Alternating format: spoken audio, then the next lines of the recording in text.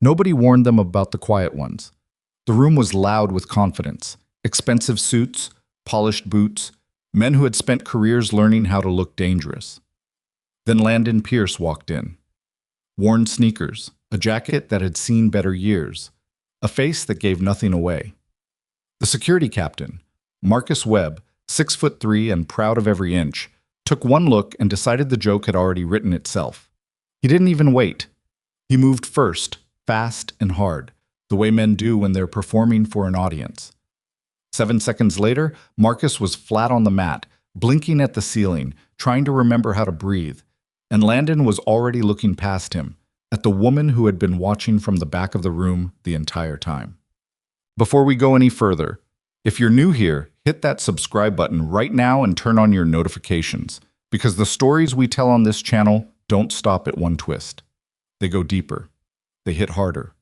Every single we bring you cinematic stories built for people who've lived enough life to know that the most dangerous person in the room is almost never the loudest one. If this story finds you today, drop a comment below and tell me, what city, what country are you watching from? I want to see how far this one travels. Like the video, stay until the end, and let's get into it. The building was the kind of place that made money feel like architecture. Ashcroft Aerospace occupied the top 6 floors of a glass tower in downtown Houston, and even the lobby communicated power. Marble floors, a reception desk staffed by 2 people in matching blazers, the faint hum of climate control keeping everything at precisely the right temperature. The company's logo was etched into the wall in brushed steel, a stylized falcon in mid-dive, wings back, going fast. It was the kind of logo a designer had charged $100,000 for, and whoever approved it had never once questioned the price. Landon Pierce stood in the middle of it all and felt none of it. He'd filled out the paperwork at a folding table in a side hallway, contract work, executive protection trials, 30-day evaluation period, compensation described as competitive. He hadn't asked what that meant. He needed the work. And he needed it now, because his daughter Emma had a school trip to Washington, D.C. in 6 weeks, and the deposit was due. And the part-time security consulting he'd been doing since leaving the Navy had dried up the same week his transmission started slipping. He wore the best clothes he owned. The blazer had a small pull near the left elbow where the fabric had started to go. His shoes were clean but not new. He'd buffed them with a rag that morning in the kitchen while Emma poured her cereal and told him his tie was crooked, which it was. There were 11 other candidates in the evaluation room when Landon arrived. He recognized the type immediately. Former law enforcement, private security veterans, a couple who had the particular stillness of men who'd done military work and were used to being taken seriously. Most were 10 to 15 years younger than him. All of them were better dressed. He took a seat near the wall and kept his mouth shut. The evaluation was being run by Marcus Webb, Ashcroft Aerospace's head of security operations, a title the man wore like a medal. Webb was somewhere in his mid-40s, with the build of someone who'd spent decades in gyms and the manner of someone who'd never once been wrong about anything. He moved through the room with the particular energy of a man who owned the space and wanted everyone to know it, his handshakes firm and his eye contact calibrated for dominance. He introduced himself to each candidate. When he got to Landon, he paused. His eyes ran down the blazer, the shoes, back up. Something shifted in his face. Not quite contempt, but adjacent to it, the kind of expression that passes through polite company too fast to be called rude. "Pierce," he said, reading from the clipboard. "Landon Pierce. You were Navy?"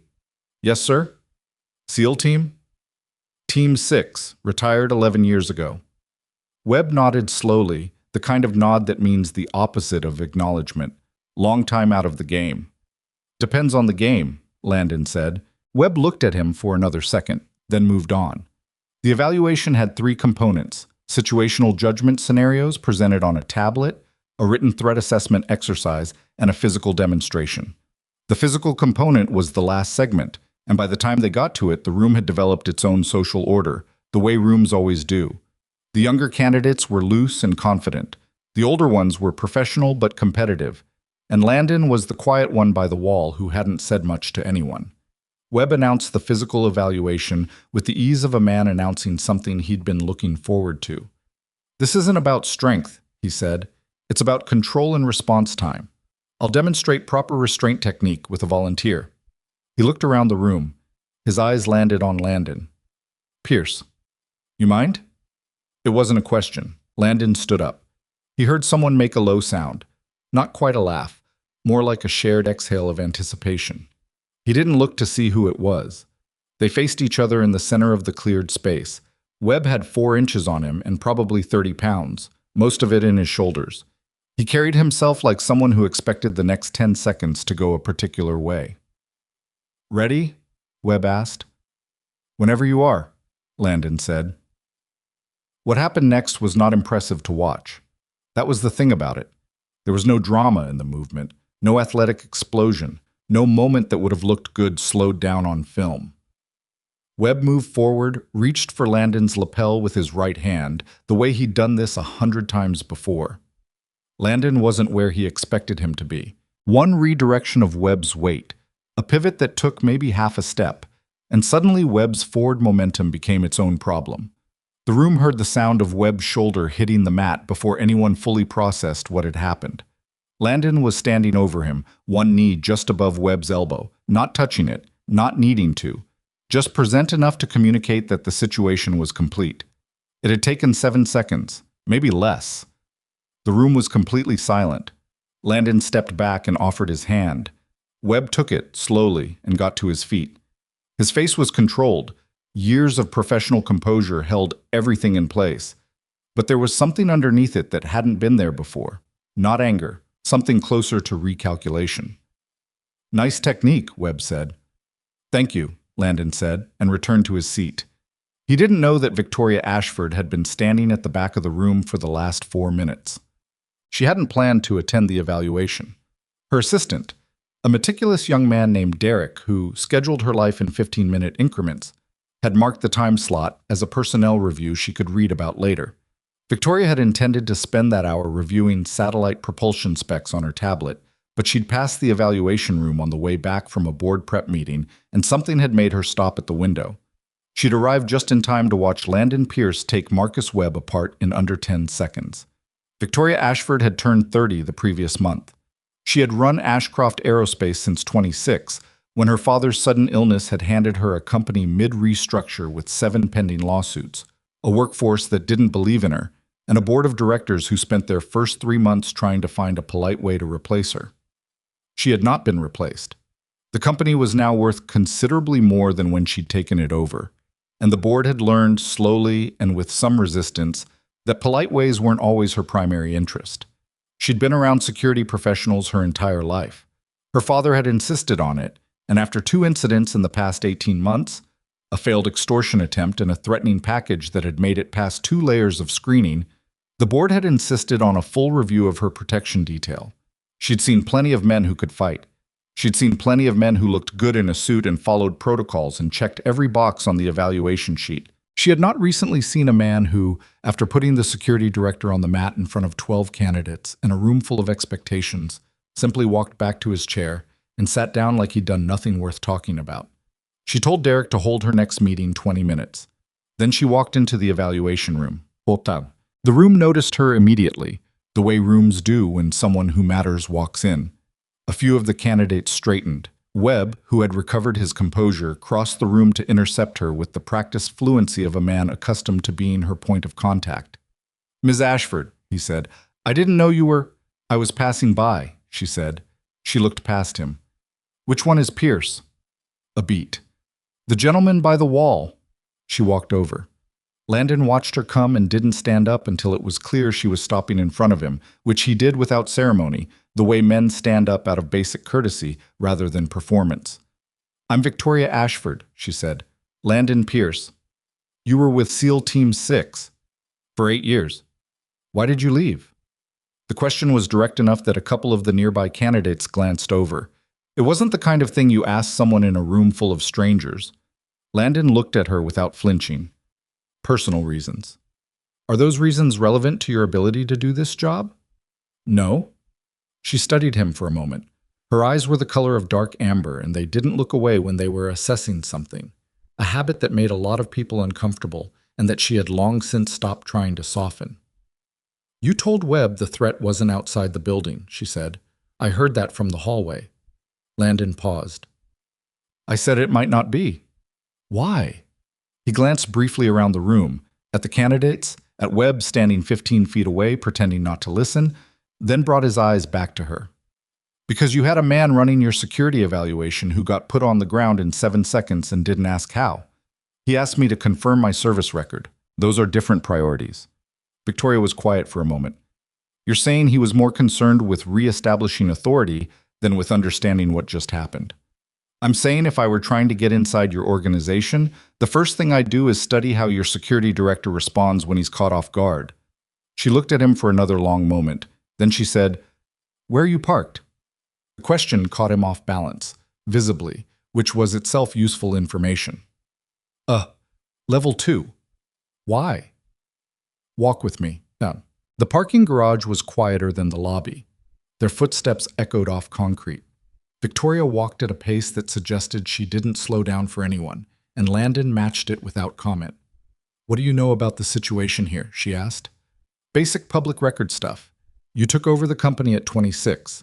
You've had some board friction. There were 2 security incidents in the last 18 months, both managed internally. You're in the middle of a government contract bid that's worth somewhere between 1 and 2 billion, depending on which analyst you read. She glanced at him. You looked us up. You don't walk into an environment without reading it first. What else? Your last 2 security chiefs both left within 14 months. First one cited family reasons. Second one didn't give a reason publicly. He paused. That's a pattern that suggests something internal wasn't working, either the job itself or something around it. Victoria stopped walking. They were between 2 rows of parked cars. The fluorescent light above them was flickering, the kind of small maintenance failure that gets ignored in big buildings for months. You got all of that from public sources? She said. Most of it. The part about your security chiefs is from an industry newsletter I read on my phone in your lobby while I was waiting. Something shifted in her expression. Not quite a smile, so she didn't look like someone who smiled quickly, but an easing, like a calculation had come out to a number she hadn't expected. I'm going to offer you a temporary position, she said. 30 days. Probationary. Your title will be Protective Operations Consultant, which means you report to Webb, but you also report directly to me when the situation requires it. Webb won't like that. Probably not. That could create friction. I'm aware. Landon was quiet for a moment. Why me? Because you looked at my head of security and thought about what his blind spots were before you'd been in the building 10 minutes. And because when you had him on the ground, you didn't make a thing of it. He didn't answer right away. She waited. That patience too, he noticed. She wasn't filling the silence with reassurance. I have a daughter, he said finally. She's 15. My schedule has some constraints. What kind of constraints? School pickups twice a week. She plays violin. There are practices I try to be at. And I need to know up front that if she ever has a situation, I can respond to it. Victoria nodded once. I can work with that. 30 days, he said. 30 days. We'll see how it goes from there. He looked at her for another moment, reading something, though she couldn't have said what. Okay, he said. They shook hands. Her grip was firm, and she didn't hold it a beat longer than necessary, which he respected. He watched her walk back toward the elevator. She moved like someone who'd learned very early that watching your own back was a full-time job, and had simply made peace with that fact. His phone buzzed in his pocket. A text from Emma. You get the job? He typed back. Think so. Pizza tonight? 3 dots. Then, pepperoni only, Dad, don't try the mushroom thing again. He pocketed the phone and looked up at the building above him. All that glass and steel catching the afternoon sun, throwing it back in pieces. He had a feeling about this place. Not the good kind. The kind that lives at the base of the neck and doesn't let go. He'd learned, over the years, to take those feelings seriously. But, his first full day started at 6 in the morning. Webb met him at the Security Operations Center, a room on the 34th floor with more monitors than necessary, and a coffee maker that looked like it had been run hard for years.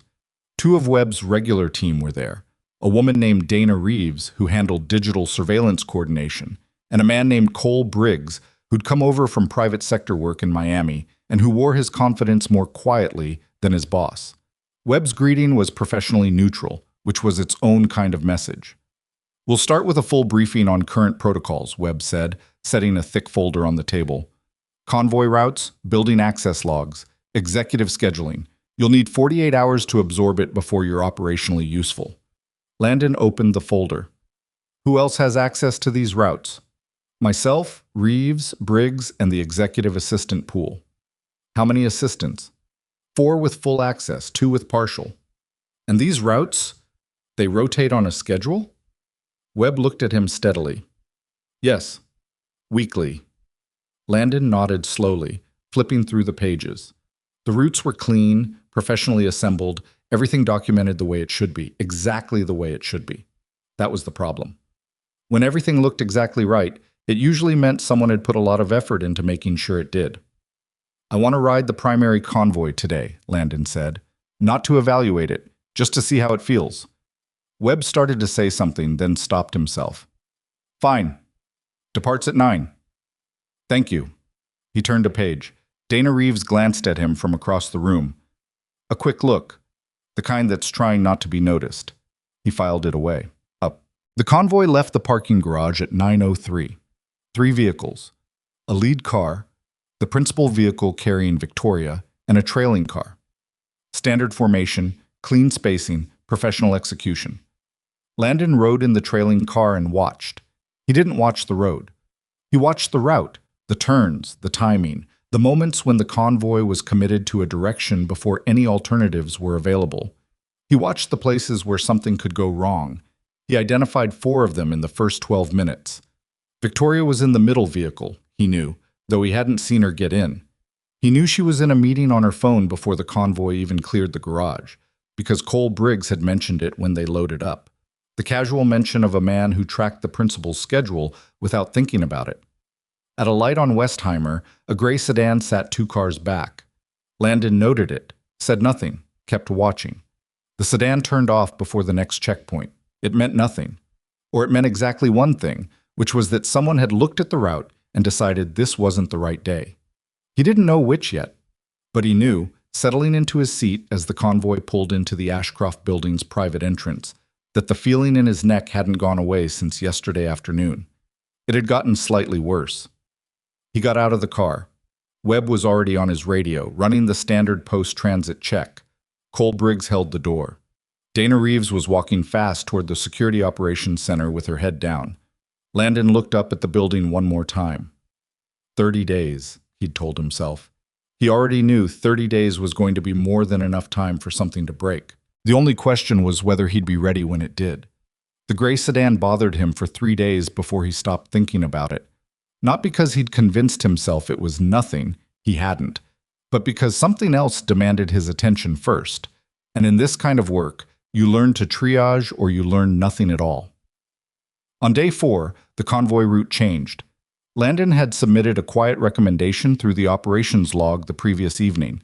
A single paragraph, no drama, suggesting an alternate corridor through the medical district that added 4 minutes to the transit time but eliminated 2 of the commitment points he'd identified on day 1. He hadn't flagged it as urgent, hadn't called Webb directly, just put it in the log the way you'd leave a note on a refrigerator, professional and understated, and waited to see what happened. Webb had ignored it. The convoy took the standard route, the same one it always took, and at the intersection of Westheimer and Sage, a construction crew that had appeared overnight had narrowed 2 lanes to 1, forcing the convoy to slow to a near stop for 40 seconds, in a position that offered 0 escape options and clear sight lines from 3 separate elevated positions. Landon, riding in the trail car, said nothing on the radio. He counted the windows. He counted the rooftops. He watched the construction workers, 6 of them, hard hats, orange vests, and looked for the particular stillness of a man who wasn't actually working. Nothing happened. The convoy cleared the intersection and continued to the Ashcroft Building without incident. But that night, Landon pulled up the city's construction permit database on his laptop while Emma did her homework at the kitchen table, and he searched every active permit within 8 blocks of the convoy corridor. The construction on Westheimer and Sage didn't exist in the database. Emma looked up from her textbook. "You're doing that thing where you go quiet and your jaw does the thing." "What thing?" "The tight jaw thing. You only do it when something's actually wrong. He looked at his daughter, 15 years old, with her mother's dark eyes and his own stubborn mouth. Her violin case propped against the wall by the door because she'd come home from practice 20 minutes ago and hadn't unpacked yet, which meant she was tired. She'd been tired a lot lately. Sophomore year was harder than freshman year, and she carried it the way she carried most things, quietly and without complaint, which sometimes worried him more than if she'd been the kind of kid who talked about it. "It's work stuff," he said. "Is it dangerous work stuff?" He closed the laptop. "Not yet." She looked at him for a moment with that flat, evaluating look she'd developed sometime around age 12, the one that told him she was deciding how much to believe. Then she went back to her textbook. "Pizza again?" she said. "I was thinking pasta." "You always burn the garlic." "I do not always burn the garlic." "Dad, you always burn the garlic." He went to the kitchen and started boiling water, and while he did, he thought about a construction crew that didn't exist in any permit database, appearing overnight at an intersection that happened to be the single worst choke point on Victoria Ashford's daily route. He thought about the timing. He thought about who would have known the route in enough advance to arrange it. He burned the garlic. Emma said nothing. She just got up, moved him gently sideways with one hand on his arm, and took over the pan without a word, the way she'd been doing since she was 12 and had decided he needed managing. He let her, the way he always did, and stood slightly to the side, feeling grateful in a way he never quite knew how to say out loud. That was the thing about raising a kid alone. You thought you were teaching them, and then one day you turned around and realized the education had been running in both directions the whole time. The pasta was good. He submitted a revised route request that night with a single addition, a note that the Westheimer Sage intersection showed no active construction permits on file, despite physical barriers being present that morning. He marked it Priority 2, which was one level below urgent. Webb called him at 7 the next morning. "You want to explain this note?" Webb said. It wasn't quite a question. "The construction wasn't permitted," Landon said. "I checked 3 databases. Nothing. Which means either it's an emergency repair that didn't go through standard channels, or it was placed there by someone who knew our route." Silence on the line. "You're suggesting someone staged a construction site on a public street to slow our convoy," Webb said slowly, with the specific tone of a man who finds an idea both disturbing and professionally inconvenient. "I'm suggesting it's worth checking. One call to the city traffic division would settle it in 10 minutes. Another silence. "I'll look into it." "I'd like to sit in on that call." A pause that lasted just a beat too long. "That's not necessary. I'll handle it." The call ended. Webb sent him a brief email 2 hours later. "Emergency water main repair. City confirmed. No further action required." Landon read the email twice. Then he picked up his own phone and called the city's traffic engineering department directly, gave them the intersection, gave them the date, and asked if there had been an emergency water main repair. The woman on the other end of the line was helpful and thorough. She checked 2 systems. No emergency repair on record, no crew dispatched, no incident report filed. Landon thanked her, hung up, and sat for a long time looking at nothing in particular. Webb had either called the wrong department or gotten the wrong information. Or he'd made the call up entirely. Landon didn't know which yet. He put all 3 possibilities in the same column in his head, the column he labeled "Figure Out Later," and went back to work. He changed his approach the following day. Instead of submitting route recommendations through the official log, he started making quiet changes directly. Not dramatic ones, nothing that would be visible as insubordination, but small, consistent deviations from the published schedule. He'd tell the lead driver a revised departure time 3 minutes before they actually left, a change small enough to look like normal variation.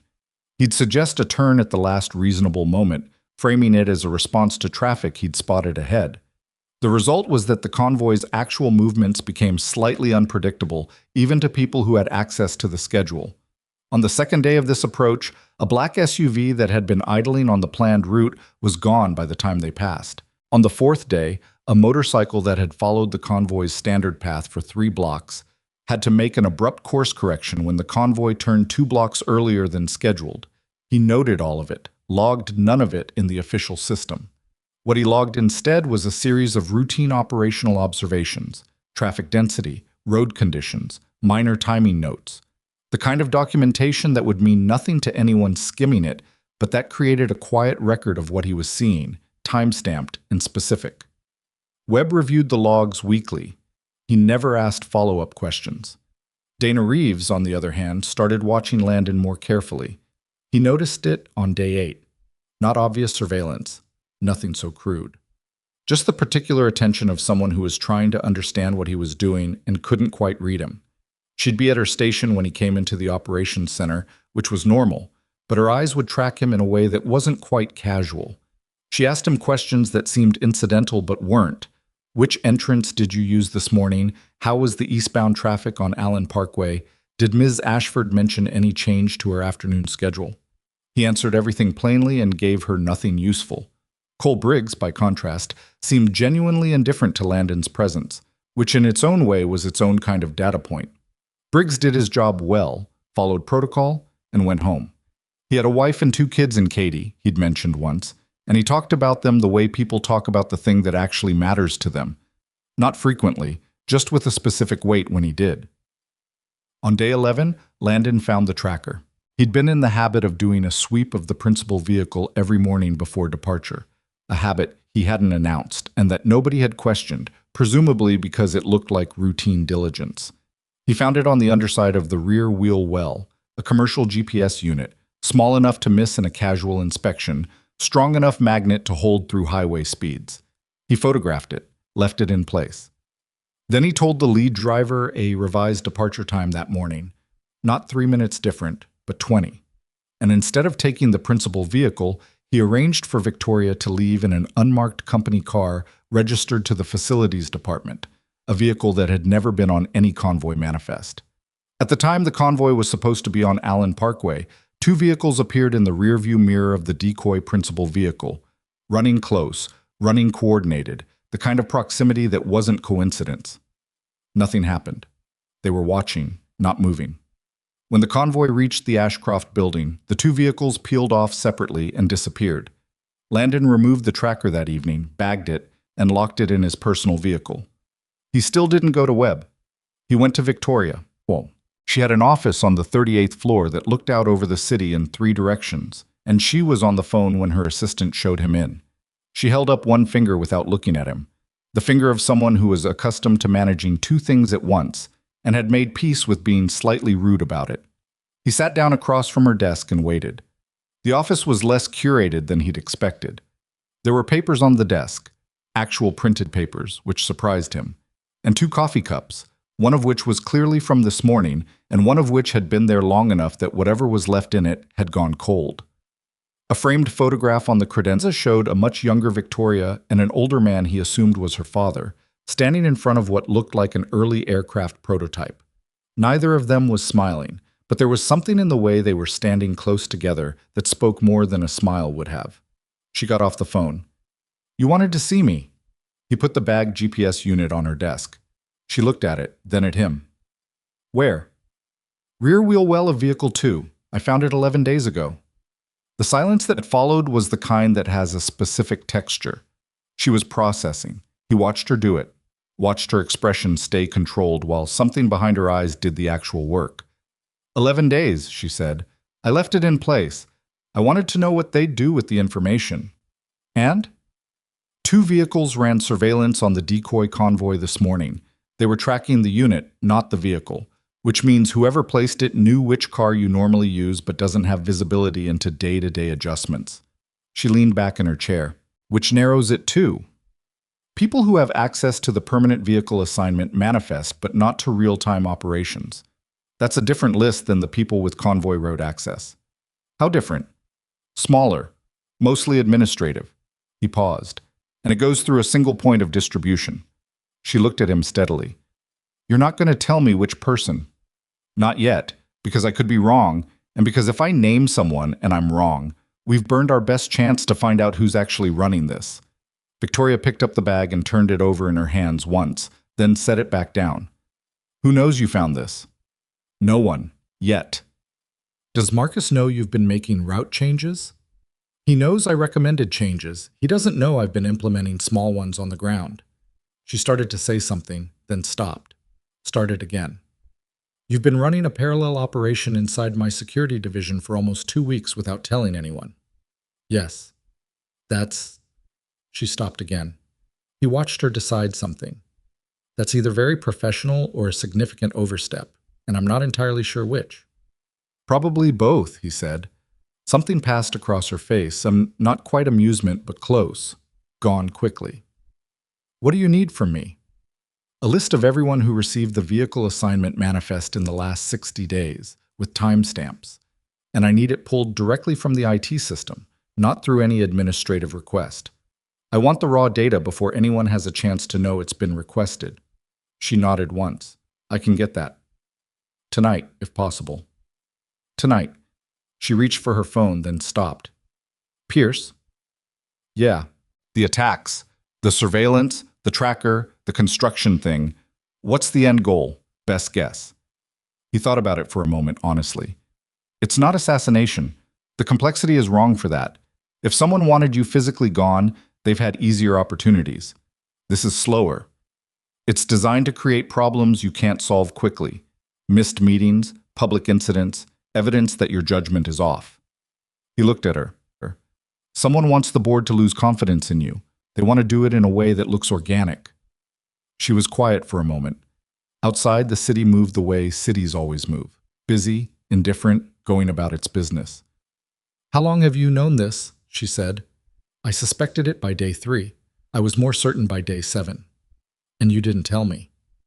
I didn't have anything solid enough to be useful. I still barely do.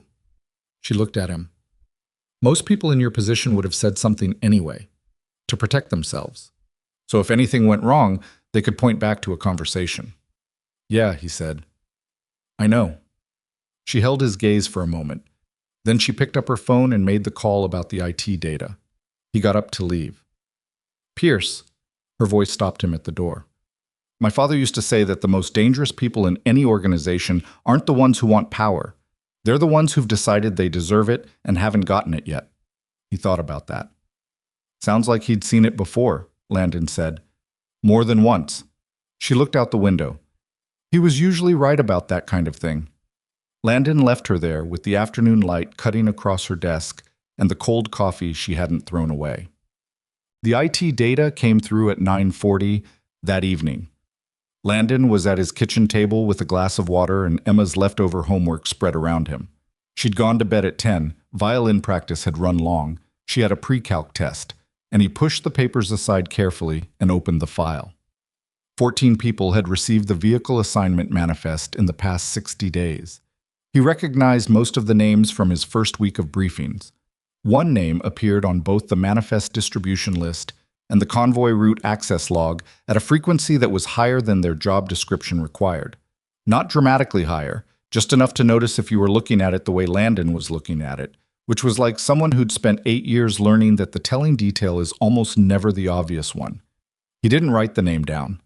He closed the file, turned off the light, and sat in the dark kitchen for a few minutes, listening to the house settle around him. Emma had left her violin case by the stairs again. He'd have to remind her to put it in her room, or she'd step on it in the morning, which had happened once 2 years ago and had produced a panicked 20 minutes he preferred not to revisit. He thought about the convoy, the tracker, the 2 surveillance vehicles that had peeled off so cleanly it was almost elegant. This wasn't a hasty operation. Someone had been building it for a while. They had resources and patience and access, and they'd been careful. Careful enough that in 11 years of Ashcroft's growth and its security incidents, nothing had pointed clearly inward until now. Which meant they were very good, or very confident, or both. He picked up his phone and sent Victoria a single text. Data reviewed. I have a direction. We'll need 48 more hours before I can say anything concrete. Her reply came back 4 minutes later. Take what you need. Don't get it wrong. He set the phone down. From down the hall, through Emma's closed door, he could hear the faint sound of her phone playing something. Music, low, the kind of thing teenagers played when they couldn't sleep. He recognized it after a moment as the same piece she'd been working on in practice. She was listening to a professional recording of it, comparing.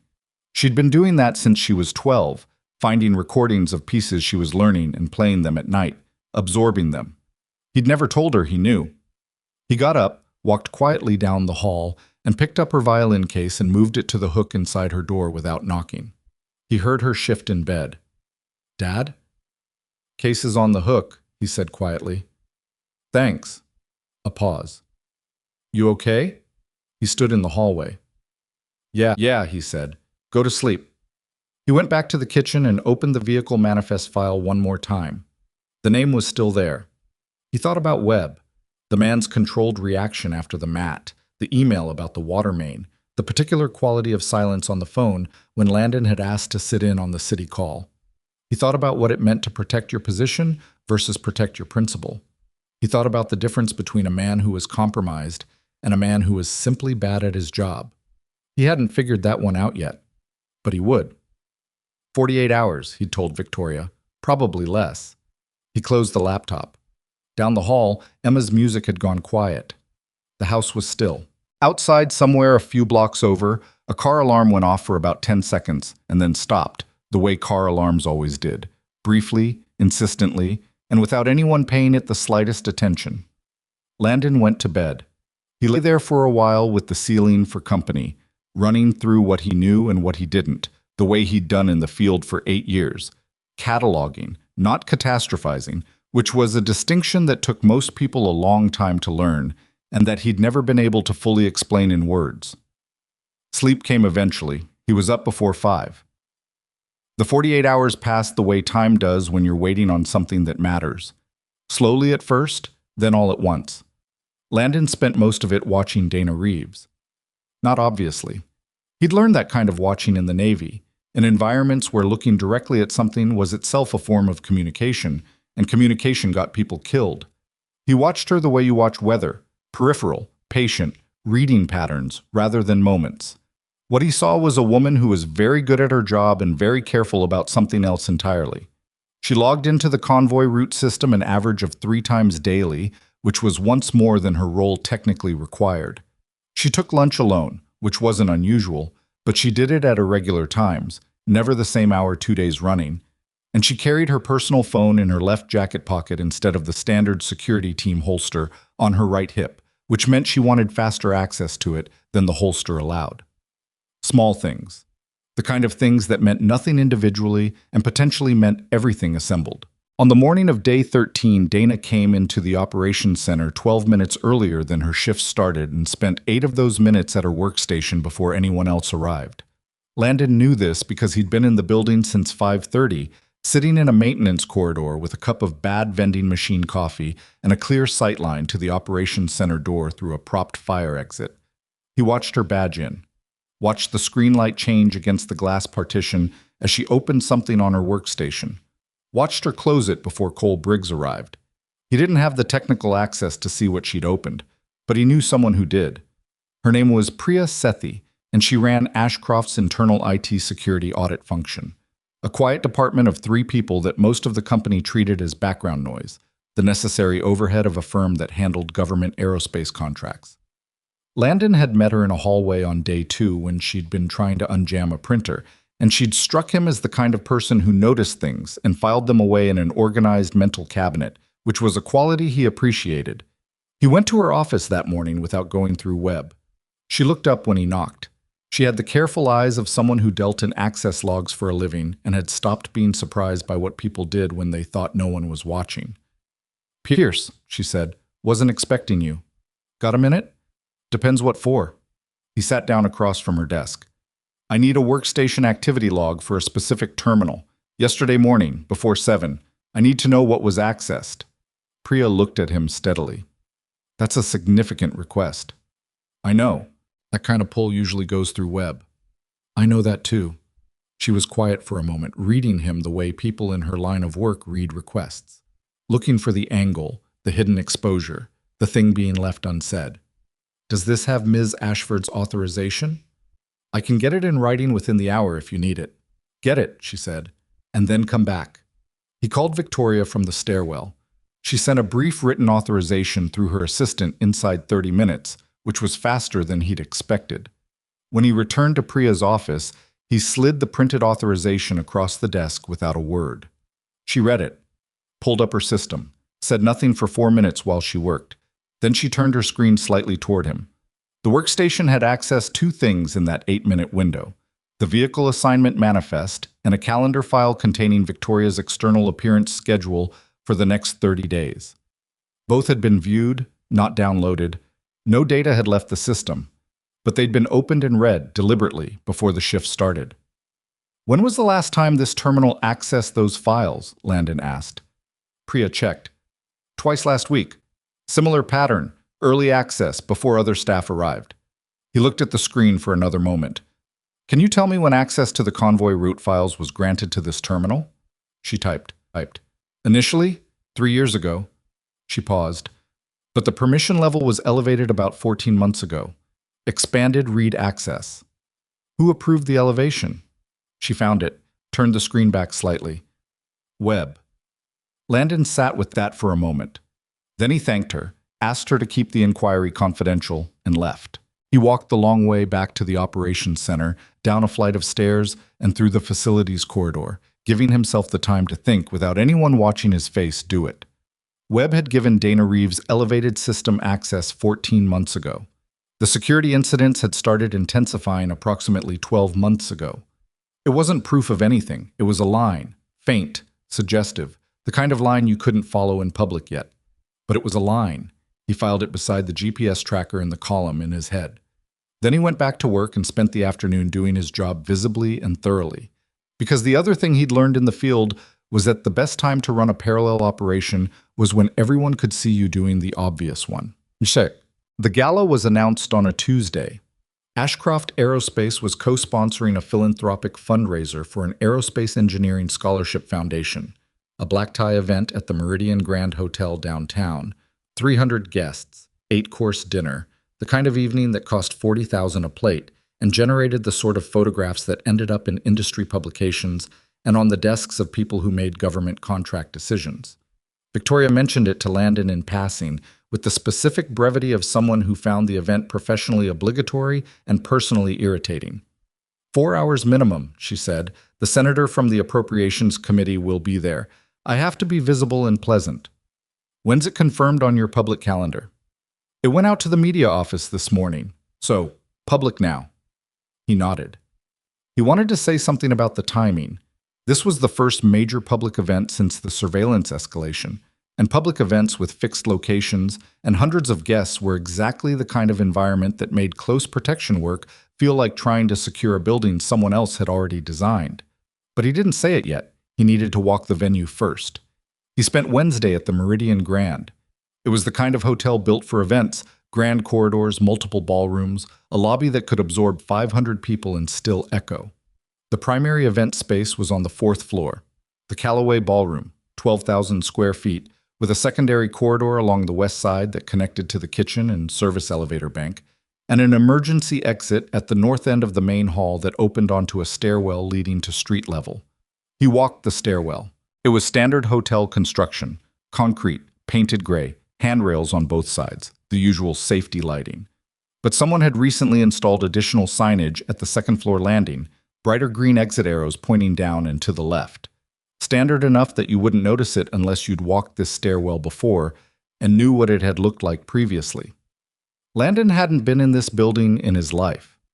He stood at the second-floor landing for a long moment. The arrows pointed left toward a corridor that dead-ended at a locked utility room. He photographed the signage. He photographed the utility room door. He walked the entire stairwell top to bottom twice and noted 2 other points where the egress flow could be manipulated by someone who understood how panicked people move, which was in whatever direction the signs told them to, without question, because that's what people do when the alarm goes off and the smoke is real, and the instinct to survive overrides everything else. He went back to the operations center and pulled up the building's public emergency evacuation plan, which the hotel was required to file with the city fire marshal. Then he compared it to what he'd walked.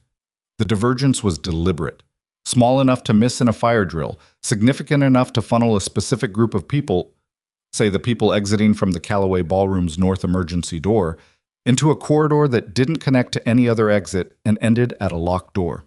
He sat at the desk and breathed for a moment. This wasn't surveillance. This wasn't a GPS tracker or a fake construction crew. Whoever was running this operation had put people inside the Meridian Grand, had accessed the physical infrastructure. had planted false signage in a hotel emergency system before a specific event that hadn't been publicly announced until 2 days ago. The timeline meant they'd either had advance notice of the event before it went public, or they'd responded to its announcement in 48 hours with a level of operational readiness that took weeks to build, which meant they'd been waiting for an opportunity like this. Infrastructure in place, ready to move when the moment arrived. He called Victoria. "I need you to hear something," he said, "and I need you to not make a decision about it until I've finished." She was quiet on the other end. He told her about the signage, about the dead-end corridor, about the timeline that didn't add up. When he finished, she said, "We cancel the gala." "That's one option." "What's the other?" "We go. But we change what they think they know about our movements inside the building. If we cancel, they adapt and try again somewhere else. If we go and they move, we see the operation in action, and we have a chance to identify the people running it on the ground." Silence. "You're asking me to be bait," she said. "I'm asking you to appear to be bait while actually not being in the position they think you'll be in." "Pierce, that's the same thing with better phrasing." "It's different," he said. "Bait doesn't know it's bait.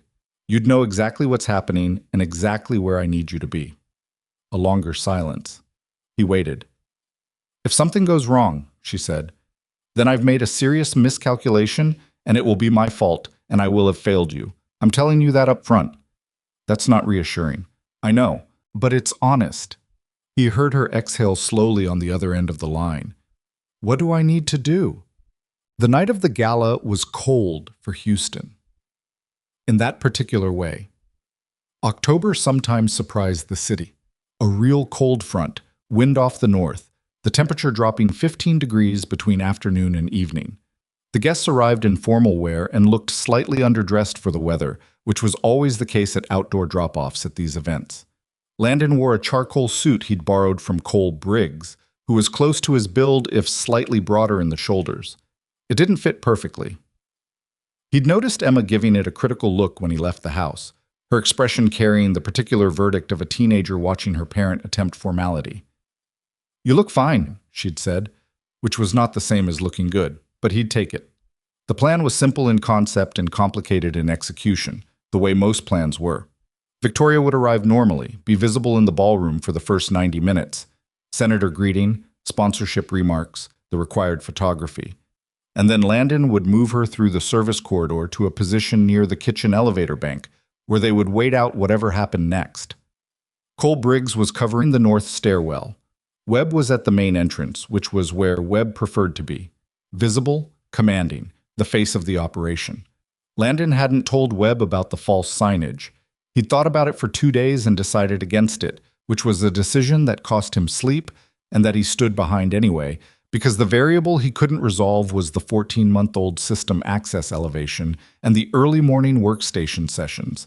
And until he couldn't afford to hand operational details to someone who might be closer to the problem than to the solution. If Webb was clean, Landon would owe him an apology and probably his job. He could live with that. The ballroom filled up with the comfortable noise of expensive events, crystal and low conversation, and the particular laughter of people who wanted to be seen laughing. Victoria worked the room the way she did everything, directly and without waste, moving from the senator to 2 board members to a cluster of industry journalists with an efficiency that looked like warmth if you didn't watch it closely. Landon stayed at the edge of the room. He kept his hands out of his pockets and his back to the wall and watched the staff.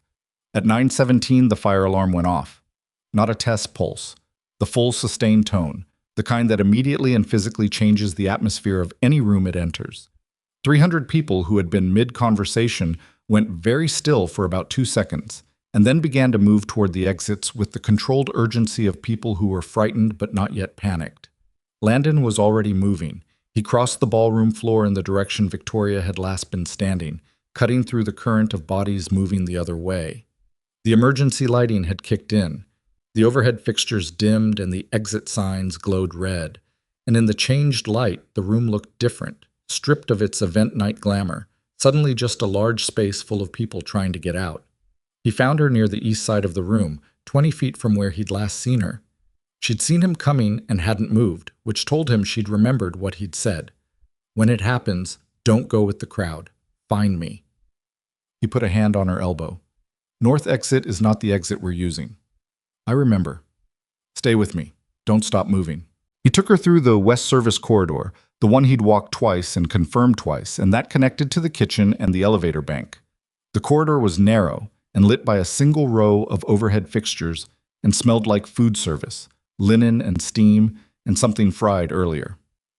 A hotel staffer in white kitchen clothes was standing in the corridor with his back against the wall, phone in hand, looking uncertain. "Sir," Landon said, moving past him, "stay in the kitchen until the alarm clears." The man nodded and went back through the kitchen door without argument. They reached the elevator bank. Landon bypassed the passenger elevators and took Victoria through the staff access door to the freight elevator, which he'd confirmed that afternoon was operational, and hit the button for the hotel's third-floor administrative level. His phone buzzed. "Cole Briggs." He answered. "Talk to me." "North stairwell." Briggs's voice was compressed, tight. "I've got 3 men in the stairwell who aren't hotel staff. They're not guests either. Wrong clothes, wrong movement. They were positioned. 2 on the second-floor landing, 1 at the ground-floor exit." "Are they moving?" "Negative, holding position, waiting for someone to come down." "Hold your position, don't engage, let me know if they move." He hung up. The freight elevator reached the 3rd floor and the doors opened onto a beige administrative corridor with framed prints of Houston's skyline and a water cooler in the corner that was making a low humming noise. Victoria looked at him. 3 men in the stairwell, waiting at the exit route that the false signage would have directed people toward. They were going to intercept me in the stairwell. Or make it look like a panic incident. Hard to know exactly, but the positioning was deliberate. He moved them down the corridor toward the administrative suite, away from any external access point. "What I know is they're not moving because you're not coming." She absorbed that. Then, Briggs is alone in that stairwell. Briggs is positioned to observe, not engage. 3 to 1 is not an engagement. And if they figure out you're not bringing me through, then they leave, which gives us less, but also means no one gets hurt tonight. She looked at the water cooler for a moment, an odd, almost funny thing to be looking at, and then back at him. "You trust Briggs?" "Enough for tonight." Her phone was buzzing in her clutch. She glanced at it. "It's Webb." "Answer it. Tell him you're safe and you're with me and you'll debrief when the building is clear." She answered. He heard Webb's voice, tight and professionally controlled, asking where she was. She gave him what Landon had said, almost word for word, and he appreciated that she didn't add anything. Webb said something else. She looked at Landon and held the phone slightly away from her ear.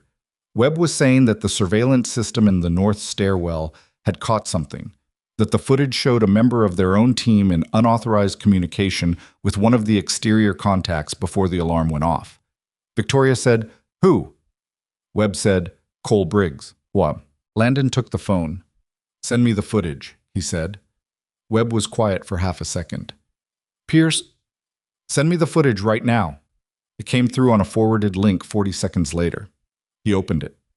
The clip was 47 seconds long, shot from a ceiling-mounted camera in the corridor outside the north stairwell entrance. It showed clearly Cole Briggs in conversation with a man in dark clothing who was not part of the Ashcroft security team. Briggs appeared to hand the man a folded piece of paper. The man left through the stairwell door.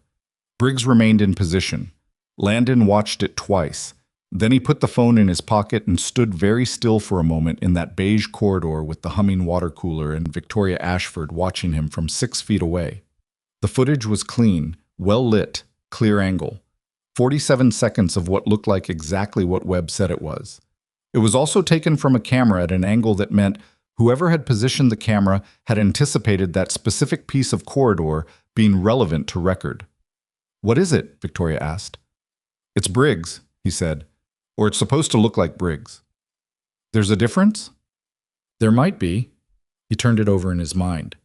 Cole Briggs, who talked about his wife and kids and Katie with the specific weight of someone for whom they were the real thing.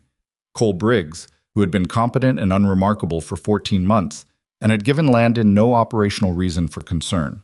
Cole Briggs, who was currently alone in a stairwell with 3 unidentified men and a phone that Landon had just hung up.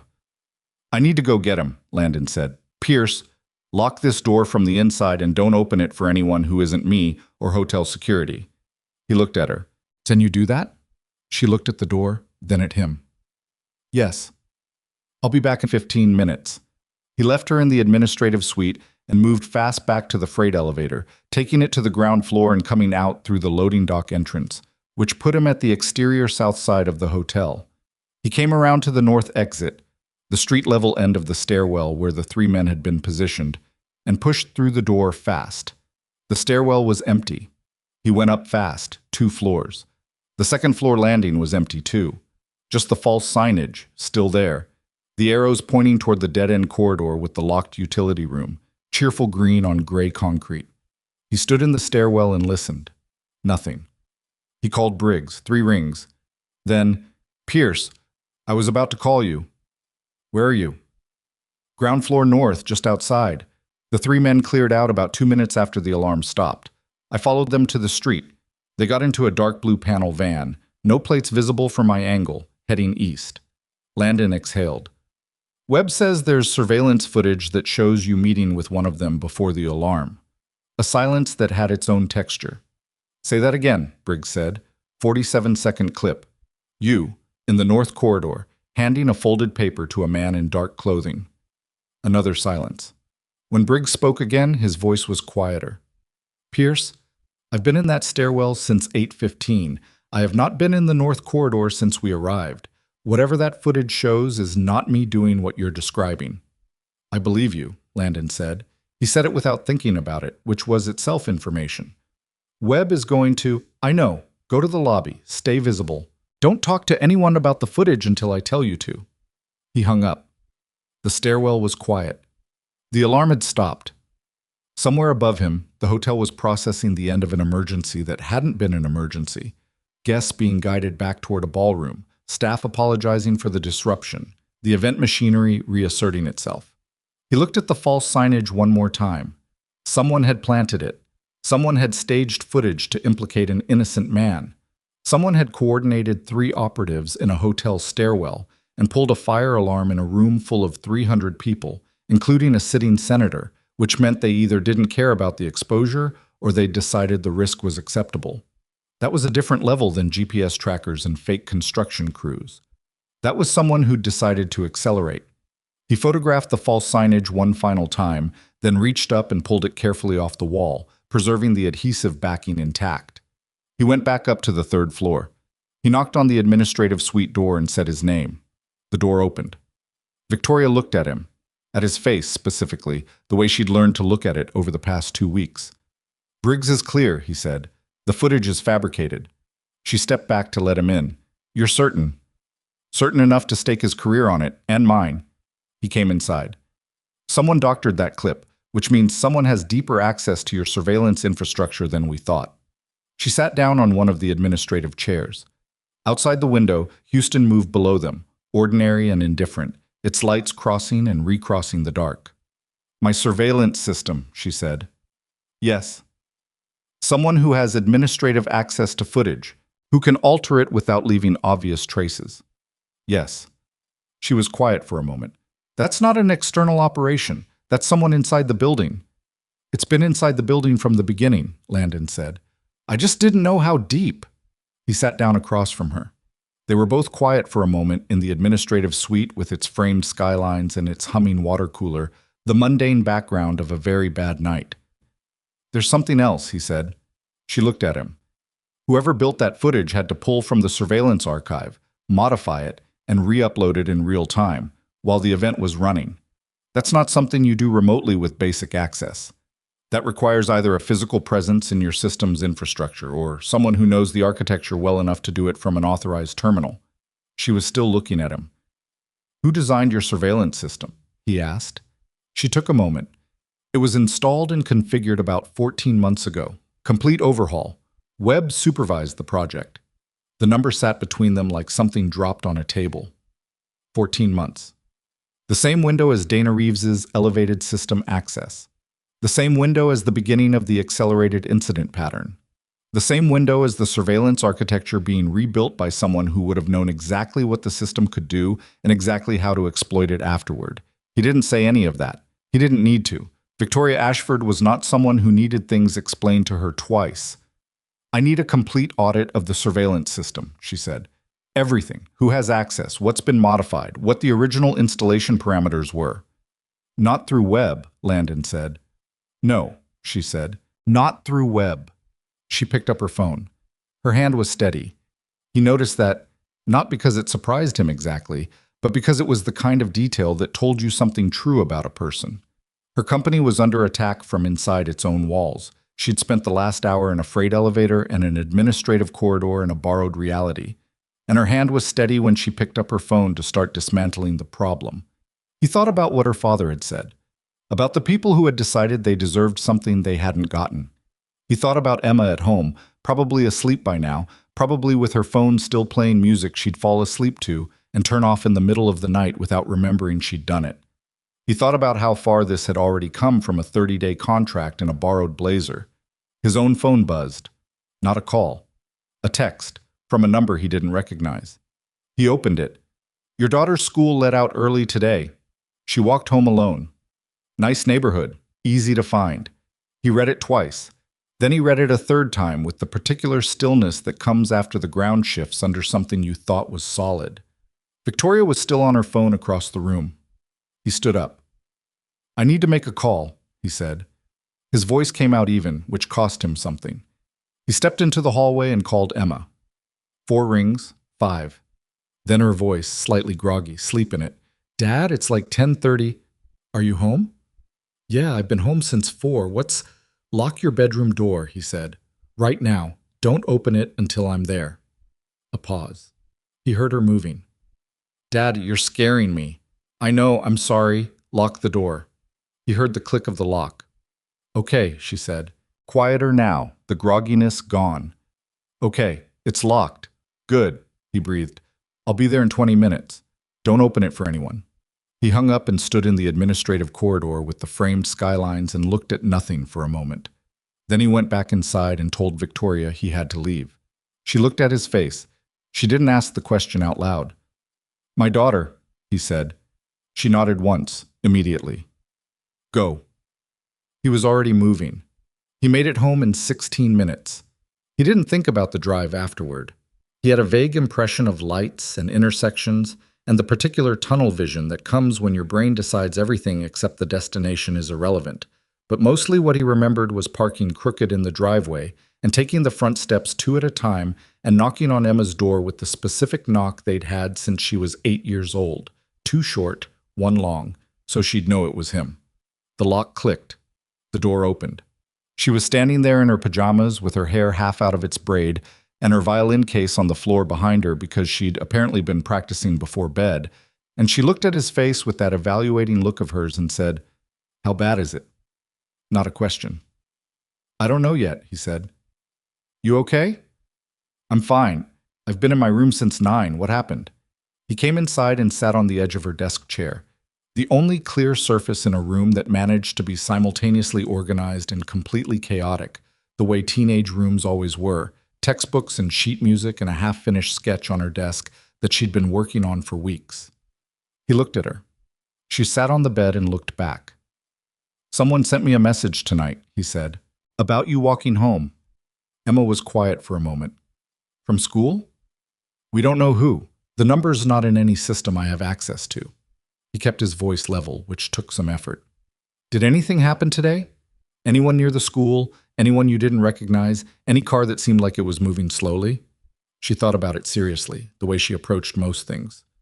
There was a gray car on Elmdale, parked. I noticed it because it was in front of the Hendersons' place and they've got that no parking sign for their driveway. She paused. I didn't think anything of it. What kind of gray car? I don't know cars, Dad. Gray, 4 doors, newer looking. He nodded. Did it follow you? I don't think so. I wasn't looking. She met his eyes. Should I have been looking? That landed somewhere uncomfortable. She was 15. She should have been walking home from school thinking about pre-calc and her friend group drama and whatever piece she was working on, not scanning parked cars for surveillance. Not usually, he said, but starting tomorrow, I'm going to need you to be a little more aware of your surroundings. She pulled her knees up. This is the job. Yeah. The woman you're protecting. Yeah. Emma looked at the wall for a moment. Is she worth it? He thought about Victoria in the freight elevator, steady-handed, not asking for reassurance she wasn't going to get anyway. He thought about the photograph on the credenza, the young woman and her father in front of something they'd built together. "Yeah," he said. "She is." Emma nodded slowly. "Okay. Then, I'm not going to stop walking home." "I know. You can't drive me every day, and I'm not going to be afraid of my own neighborhood." "I know, Emma, but I'll pay more attention." He looked at his daughter, at the stubborn mouth that was his and the dark eyes that were her mother's, and the particular combination of them that was entirely her own, and felt the specific helplessness of loving someone you cannot always protect, and knowing that they'd be lessened if you tried too hard to do it anyway. "Okay," he said. "Good."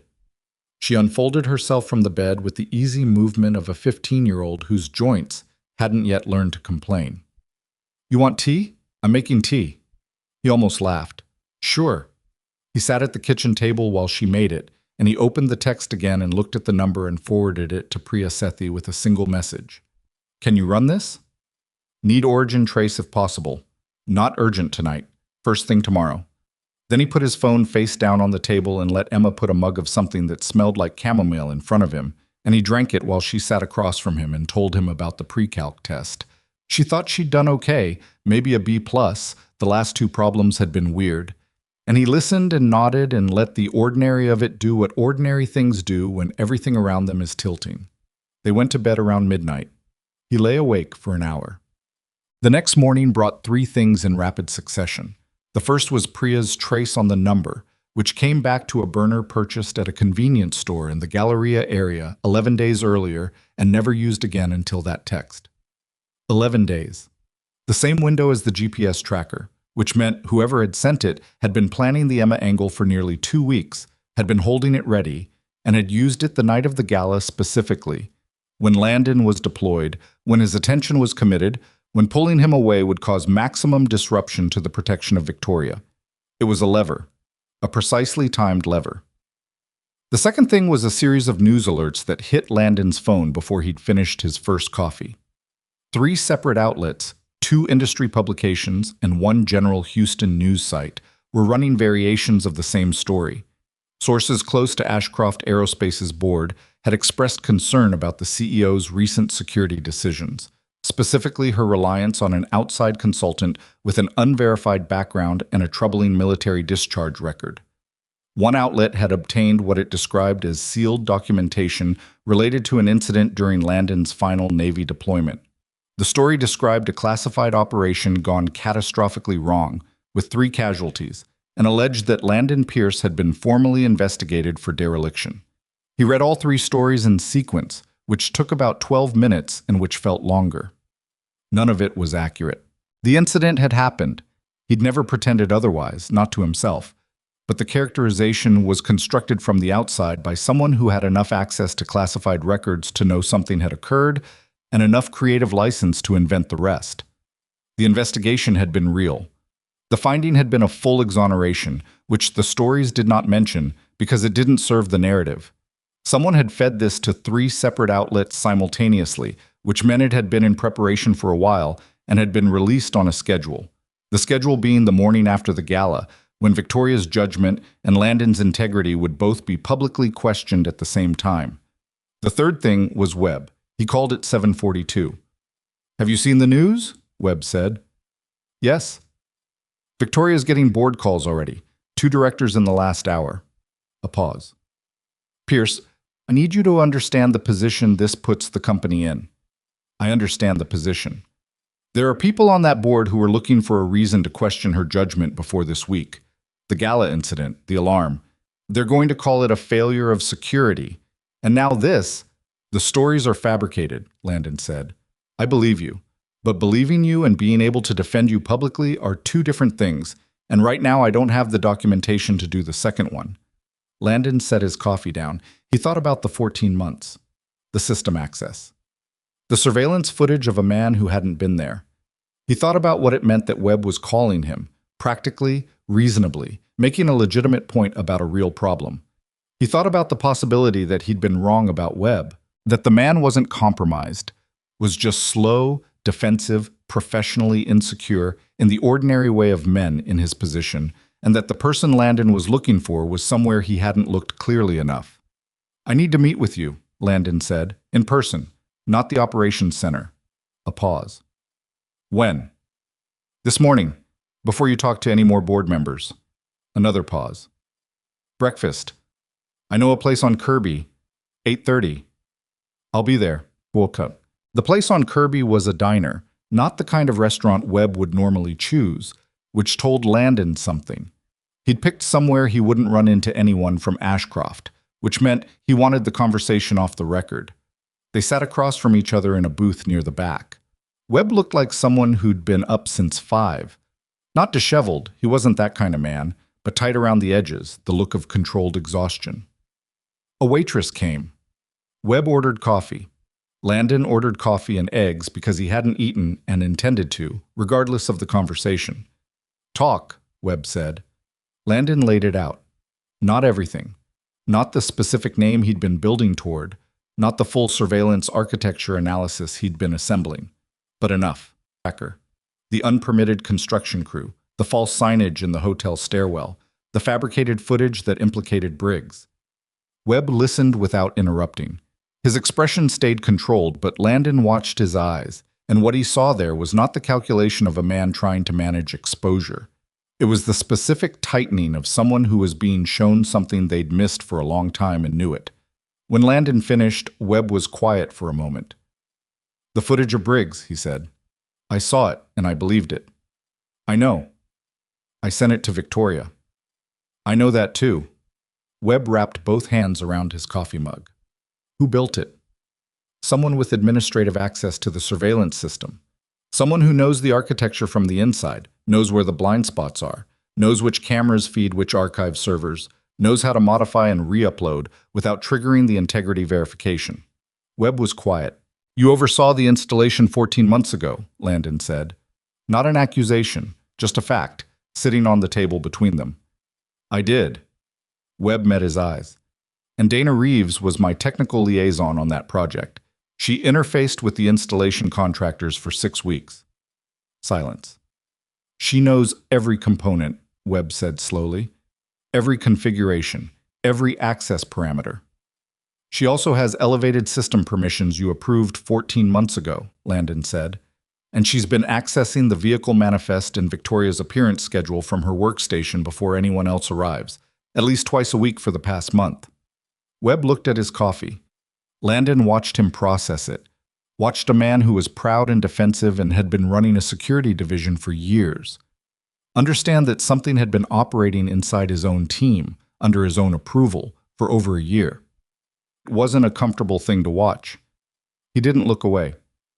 "She played me," Webb said finally. "She was patient about it. I vouched for her." He said it flatly, without self-pity, which Landon respected. "I brought her in. I signed the access elevation." "You were used," Landon said. "That's different from being complicit." Webb looked at him across the table. The morning light came through the diner window at a low angle and hit the side of Webb's face, and Landon could see clearly that the man across from him was not the obstacle he'd been navigating around for 3 weeks. He was someone who'd had a hole put in him that he hadn't seen coming, and who was now going to have to decide what he did about it. "What do you need?" Webb said. "I need access to the board meeting schedule for the next 72 hours. And I need to know if any board member has submitted a request to invoke emergency governance proceedings." Webb looked at him. "That would allow a temporary transfer of executive authority if the CEO is deemed absent or incapacitated." "I know."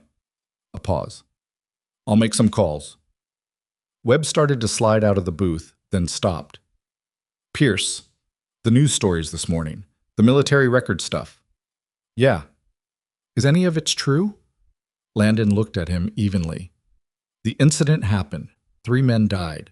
They were my team, and they were my friends, and it was the worst day of my life." He picked up his fork. "The investigation cleared me completely. The security director of a private aerospace firm named Gerald Crane filed the initial complaint against me, and then spent the next 11 years making sure the file stayed complicated enough to follow me." Webb was very still. "Gerald Crane. You know him." "He consults." High-end corporate security, mostly energy sector. He came through Houston about 2 years ago. He did a security review for Webb stopped. The sentence didn't need finishing. Ashcroft, Landon said. A preliminary review. Before the surveillance overhaul. Webb's voice had gone quiet. He recommended the overhaul. He provided the vendor contacts. The whole thing assembled itself in Landon's mind in the space of about 4 seconds. The way things do when you've had most of the pieces for a while and the last one finally drops into place. Gerald Crane had filed the complaint that derailed Landon's military career 11 years ago.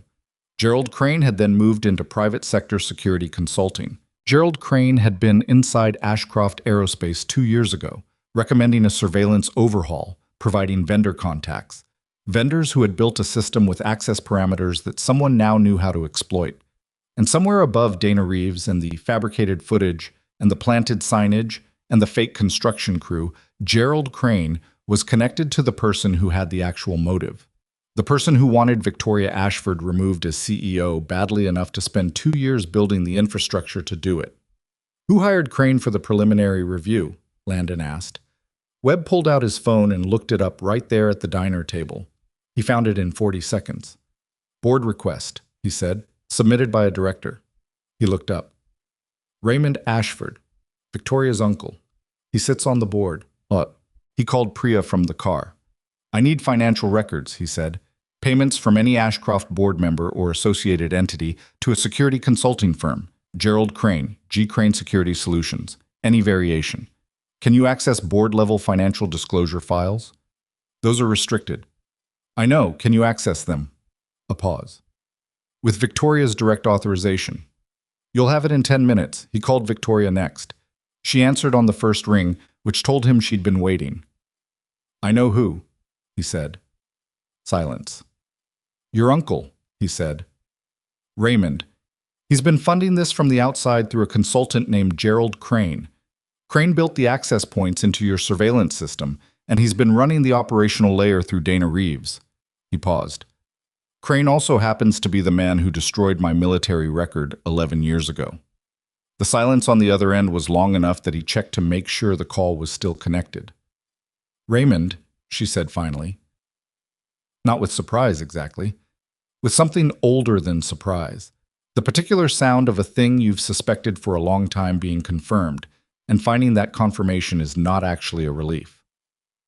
How much does he stand to gain if you're removed as CEO? Landon asked. He holds 15% of company shares and sits on 3 board committees. If emergency governance transfers executive authority to the board, he controls the committee that would manage interim leadership. Her voice was flat and controlled. He'd effectively run the company within 30 days. And the aerospace contract. Worth more every quarter. He's watched it grow for 4 years and never had access to it. A pause. He was at my father's bedside when he got sick. He helped me into this chair. She stopped. He told me he was proud of me. Landon said nothing. There wasn't anything to say to that. What do we do? She said. There's a board meeting in 31 hours. I'm going to assume Raymond is planning to move at or before that meeting, either using the board stories to push a confidence vote or using some other mechanism he has ready. We need to be ahead of him, not responding to him. How? We need 3 things. Financial records linking Crane to Raymond. Surveillance system access logs that prove Dana Reeves's manipulation of the footage. And Crane himself, ideally on record. He pulled into the Ashcroft parking garage.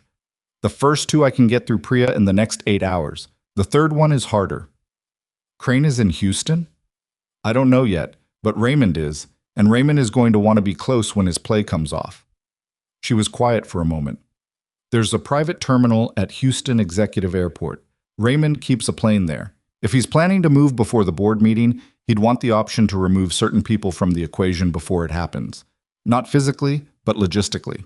Make sure specific evidence doesn't make it into the room. Or make sure you don't make it into the room. Silence. Yeah, she said. I need you to do something that's going to feel wrong, he said. Tell me. I need you to call your uncle. Tell him you've seen the news stories, that you're concerned about your position, and that you'd like to speak with him privately before the board meeting. Make him think you're rattled. Another silence. Longer this time. You want me to make him believe he's winning? For about 12 hours. Yes. He heard her exhale. I can do that. I know you can. The next 8 hours were the kind of work that looks like nothing from the outside. Priya found the financial thread inside 4 hours.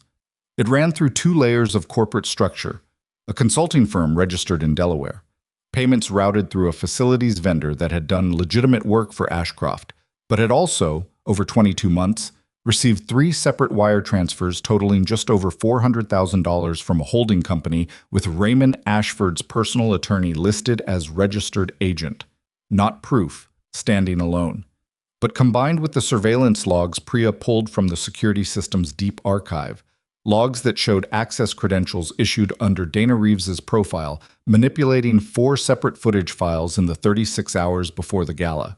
It was the kind of documentation that didn't leave much room for alternative interpretation. Cole Briggs brought Landon the recording. He'd gone back to the hotel that morning, privately, and talked to the Meridian Grand's head of security, a former Houston PD detective named Rosalind Marsh, who had worked corporate security for 11 years, and who, when Briggs explained what he was looking for, had pulled the full unedited archive from the hotel's own independent recording system, which operated on a separate server from the event space cameras that the Ashcroft team had patched into. The unedited footage showed the North Corridor at the precise timestamp of the fabricated clip. Briggs was not in the corridor. The corridor was empty for the full 11-minute window around the moment the edited version claimed to show him meeting with an operative. Marsh provided a signed statement. Briggs brought it to Landon in the parking garage at 4 in the afternoon and stood there while Landon read it. And when Landon looked up, Briggs said, "I've got 2 kids and Katie. My wife teaches 3rd grade. I need this job and I need my name clean." "Your name is clean," Landon said. This confirms it." Briggs nodded. Then, after a moment, "Webb called me this morning, before your meeting with him. He told me to sit tight and that he believed me." Landon looked at him. "I know you two have had friction," Briggs said. "We've had a complicated working relationship." "He's not a bad security director," Briggs said carefully. "He just doesn't like not being the smartest person in the room. Most people don't." "Yeah, but most people don't run security divisions." A pause. "He wants to help. Whatever you're doing tonight." Landon thought about it for a moment. He thought about the mat, the first day, the 7 seconds. He thought about what it cost a man like Webb to call someone he'd dismissed and say, "I believe you," without qualification. "Tell him I'll call him at 6, Landon said. The call with Webb lasted 22 minutes. By the end of it, they had a plan. Not a clean one, not the kind of plan that accounts for every variable and leaves no exposed edges, because those plans existed mainly in the imagination of people who'd never had to run one in the real world. What they had was a framework with clear roles and a shared understanding of what mattered most, which in Landon's experience was about as good as operational planning ever actually got. Raymond Ashford had agreed to meet Victoria at the private terminal at Houston Executive Airport at 9 that evening. She'd called him that afternoon with exactly the tone Landon had asked for.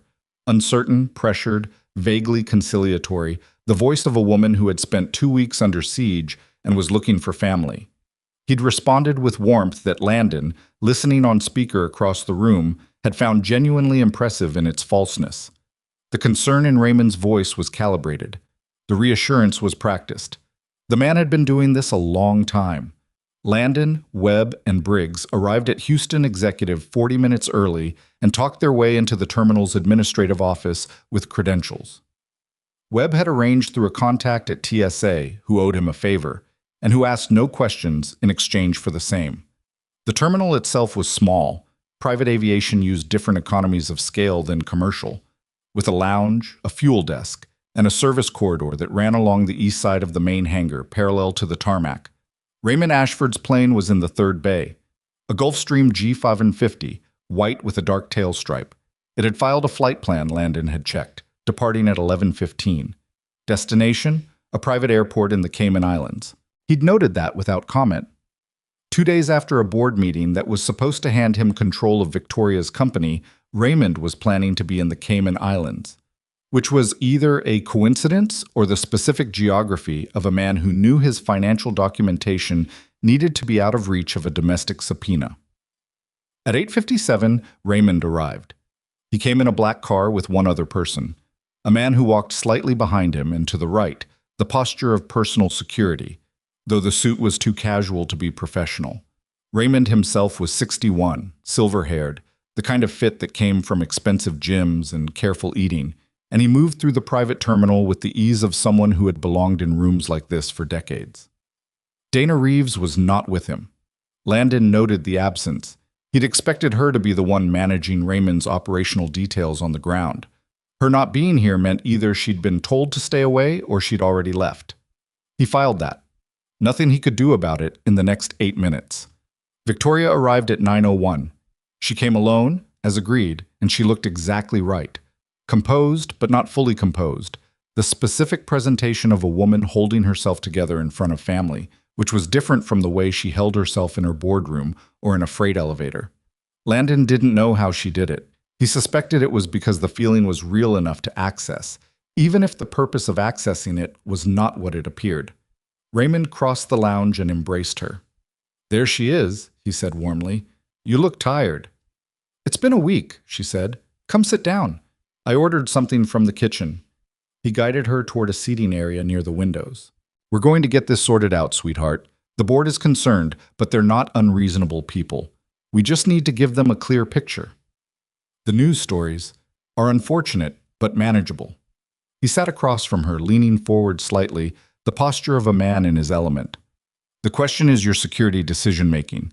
This man you brought in, Pierce, the board sees a liability. I've been talking to some members already. If you distance yourself from him clearly and publicly before the meeting tomorrow, I think we can contain this." Victoria looked at her uncle. "What if he's right about the threats being internal?" Raymond's expression stayed warm. "Sweetheart, he's a man with a compromised record who convinced you there's a sophisticated internal conspiracy because that's the kind of story that keeps people like him employed." A small, sympathetic shake of the head. "I've been in this industry for 35 years. I know what real corporate threats look like. This isn't it." "Gerald Crane," Victoria said. A pause. Slight. Controlled. "What about him?" "He did a security review for us 2 years ago. You recommended him." "He's a well-regarded consultant. I've worked with him for years." Still warm, not rattled. "Why are you bringing up Gerald?"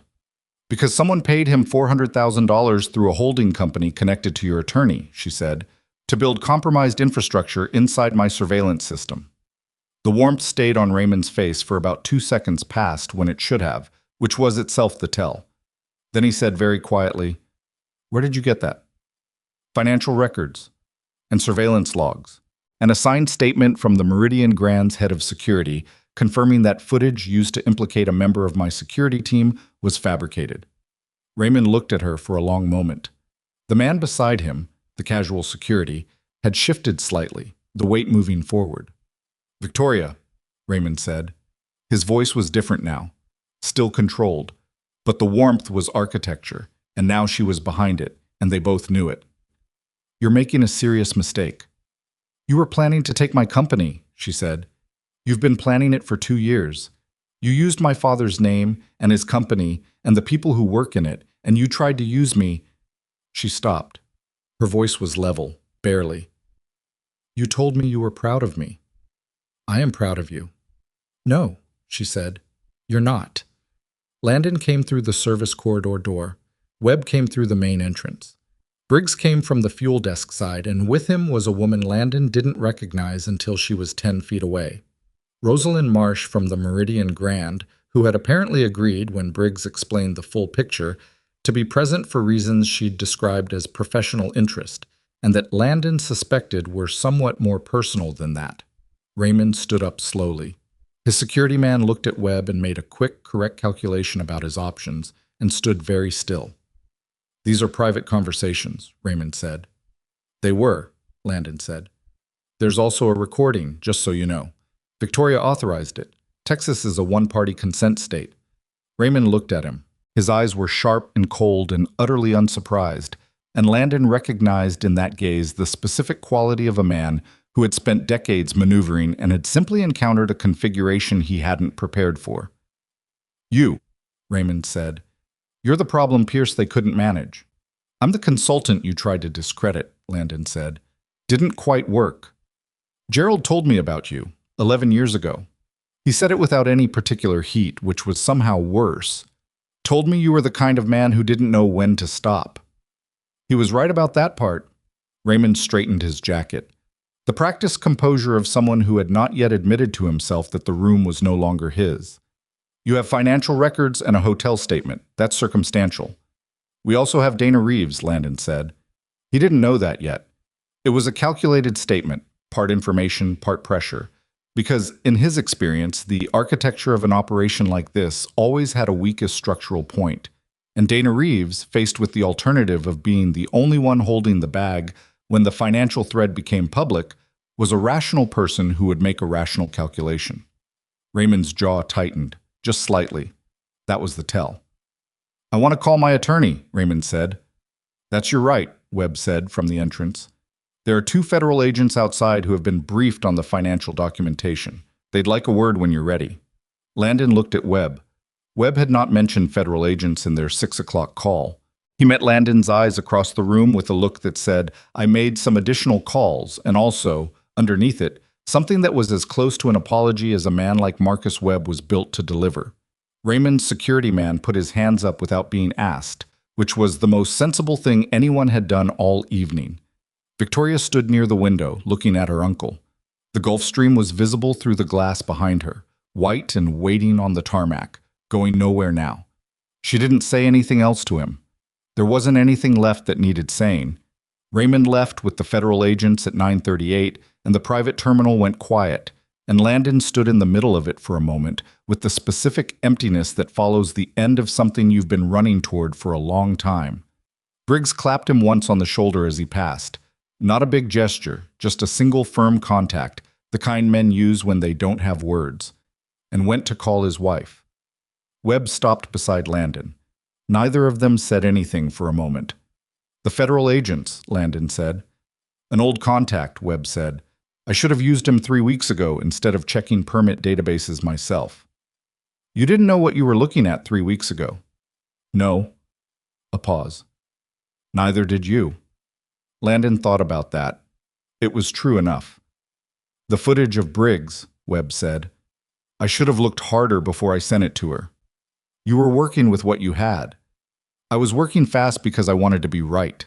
He said it flatly, without excuse. That's different. Outside, across the tarmac, a small private plane was taxiing away from the terminal, its wing lights blinking red and white in the October dark, heading somewhere that had nothing to do with any of this. Landon watched it go. His phone buzzed. Emma, you okay? He typed back, yeah. Home soon. A moment later, I made pasta, didn't burn the garlic. He almost laughed. He actually might have. A small, quiet thing, barely audible, but there. Victoria appeared at his shoulder. She'd been standing by the window, and now she was here. And she looked the way people look after a long thing finally ends. Not relieved exactly, because relief implied the absence of something, and there was still plenty present, just quieter. The particular quiet of a person who has been braced for a long time and has finally, cautiously, allowed the bracing to ease. It's not over, she said. It wasn't a question. Board meeting tomorrow, he said, and Dana Reeves is still out there tonight. She'll turn, Victoria said, when she sees what Raymond's facing. Probably. And the news stories. Your legal team can respond in the morning with the exoneration documentation. The stories will recycle in your favor within 48 hours. Media always follows the better narrative. She nodded. Then, your record. The military file. He hadn't been thinking about that. He was now. Crane filed the original complaint, he said. With Crane implicated in this, the complaint gets revisited. The JAG office will reopen the file and clear it. They already did, 11 years ago. This time it'll be visible. She looked at him. Is that enough? He thought about it honestly. Thought about 11 years of the file being complicated. The jobs it hadn't gotten him. The contract work instead of the career work. Emma's college fund that was smaller than it should have been. Yeah, he said. It's enough. Victoria looked back through the window at the empty tarmac where her uncle's plane still sat. He sat at my father's bedside, she said quietly. Landon didn't answer that. Sometimes the honest thing was to let a true statement exist without trying to make it lighter. They stood there for a moment in the private terminal, the two of them, with the October dark outside and the sound of Briggs somewhere on his phone saying, "Hey, it's me. Yeah, I'm okay. I'm coming home." Dana Reeves turned herself in at 7:14 the following morning. Landon heard about it from Priya, who heard it from the federal agent who had taken Raymond Ashford's statement the previous night, who mentioned it in passing on a phone call she wasn't supposed to be on, but was anyway. Because people who deal in information professionally have a very difficult time not sharing it when it's relevant.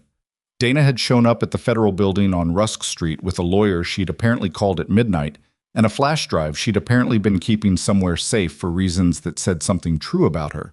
That even while she was doing what she was doing, some part of her had been building an exit. The flash drive contained 14 months of communication logs between herself, Gerald Crane, and two financial intermediaries connected to Raymond Ashford's holding company. It also contained, according to the agent's summary, a series of voice recordings she'd made on her personal phone during meetings with Crane, the same phone she'd carried in her left jacket pocket instead of the standard holster, the one Landon had noticed on day 8 and filed away. She hadn't been sloppy. She'd been scared. And scared people who are also smart tend to build insurance policies, and insurance policies tend to become, eventually, the most important thing in the room. Her attorney negotiated a cooperation agreement before 9 a.m.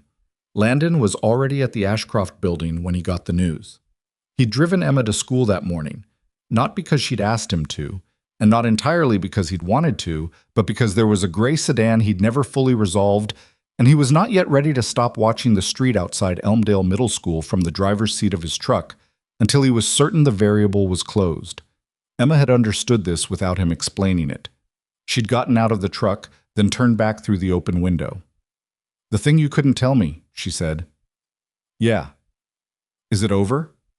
He thought about Dana Reeves and her flash drive, about Raymond Ashford in a federal holding room, about Gerald Crane, who as of this morning was the subject of an active warrant in connection with fraud, corporate espionage, and because the JAG office moved faster than anyone expected when a case had been waiting 11 years to move, a reopened military complaint that was about to be very thoroughly uninvestigated. "Getting there," he said. Emma nodded. She started to go, then stopped again, which was a habit she'd had since she was small. The double take, the thing she'd forgotten to say. "For what it's worth," she said, "I think you did the right thing, taking this job." He looked at his daughter in the morning light, backpack over one shoulder, violin case in her other hand, 15 years old and already better at saying the thing that needed saying than most adults he'd known. "Yeah," he said, "me too." She went inside. He sat in the truck for another minute, watching the front entrance, and then he drove to Ashcroft. The board meeting was at 11. Victoria had spent the previous night and most of the early morning in communication with her legal team, the federal agents coordinating Raymond's case, and 3 board members she'd identified as genuinely neutral, people who hadn't been in Raymond's corner but who would need the full picture clearly laid out before the meeting, or they'd walk in uncertain, and uncertainty in a boardroom was its own kind of danger. Landon spent the morning in the operations center with Webb and Briggs, and a forensic IT specialist Priya had brought in overnight, going through the surveillance system layer by layer and documenting every modification, every unauthorized access point, every piece of infrastructure Gerald Crane's vendors had built into the architecture with the specific intention that someone would exploit it later. It was meticulous work, the kind that made your eyes burn after a couple of hours. And when they finished, what they had was 112 pages of technical documentation that described, in granular and irrefutable detail, exactly what had been done to Victoria Ashford's company and by whom and when. Briggs printed it in 3 sets. He handed one to Landon and said, "There's a section in there that's going to matter to you personally." Landon looked at him. "Page 78, Briggs said. "The original audit trail from the surveillance overhaul shows Crane's consulting signature on the system architecture specs. Same signature format as the one on the complaint filed to the JAG office 11 years ago. Priya found it at about 4 this morning. She almost didn't say anything because she wasn't sure if it was her place." Landon turned to page 78. He stood at the operations center desk and read it twice. The signature format was a unique professional notation Crane used. a specific way of organizing technical specifications with a date and initial system that was particular enough to be traceable across documents from different periods of his career. The JAG complaint was attached in a scanned copy. Priya had run a comparison analysis and included it. It was the same hand, 11 years apart. The same man doing the same kind of careful, patient damage to different targets for different clients. Landon set the pages down and stood quietly for a moment. He wasn't sure what he'd expected to feel when the final piece closed. He'd spent 11 years with the file being complicated, and complicated had become its own kind of normal, the low background hum of something unresolved that you learned to work around because the alternative was to stop working. He'd expected something larger, maybe some clean, cathartic arrival. What he actually felt was tired, and then, underneath the tired, something quieter and more durable.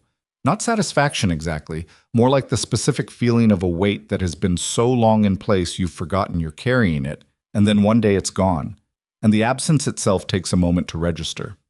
He thought about the 3 men who died on that operation. Their names were Marcus Hale, Joe Trevino, and Danny Park, and he thought about them specifically and clearly, which was something he tried to do at least once every few weeks, because he decided a long time ago that forgetting the specifics was its own kind of betrayal. They'd been his team. They'd been his friends. They died in a situation that Crane's actions had made worse, and then Crane had filed a complaint against the man who'd survived it, and Landon had spent 11 years living with the compound weight of the grief and the accusation and the inability to fully separate them. The accusation was separating now, finally, definitively. The grief would stay because grief was not the kind of thing that resolved on a timeline, but it would stay clean. Page 78 goes to the JAG office, he said. Already sent, Priya said from across the room, without looking up from her screen. At 5:47 this morning, I CC'd Victoria. He looked at her. She was still focused on her monitor, professional and precise, a woman who dealt in access logs and had apparently decided somewhere around 4 a.m. that an 11-year-old injustice fell within her operational scope. Thank you, he said. It was in the documentation, she said simply. It belonged in the record. The boardroom was on the 39th floor, 1 floor above Victoria's office, with a long glass table and 12 chairs and a view of Houston that on a clear morning looked like something out of an architectural magazine. It was a clear morning. Landon was not in the boardroom. I was in the corridor outside it because his role was not to present the case. That belonged to Victoria and to her legal counsel and to the forensic documentation, but to be present in the way that protective work required, which was nearby and invisible and prepared for the thing that hadn't been accounted for yet. Webb was at the elevator bank. Briggs was at the stairwell entrance. It was the same triangle they'd run at the gala, reconfigured for a different environment, and there was something in that, in the 3 of them working the same geometry without discussion, having learned each other well enough in the past month to stop narrating it. That felt like something Landon didn't have a clean word for. Trust, maybe. The working kind, which was different from the other kind and in some ways more reliable. The meeting ran for 2 hours and 19 minutes. Landon stood in the corridor and drank bad coffee from the 39th floor break room and read the forensic documentation again, not because he needed to, but because it gave his hands something to do.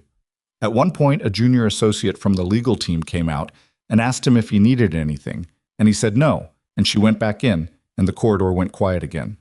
At 1:22, the boardroom doors opened. Victoria came out first. Behind her, the board members filtered into the corridor in 1s and 2s, and Landon read their faces the way you read a room, the specific body language of people who have just been given a large amount of information and are processing their feelings about having not had it sooner. A couple of them looked shaken.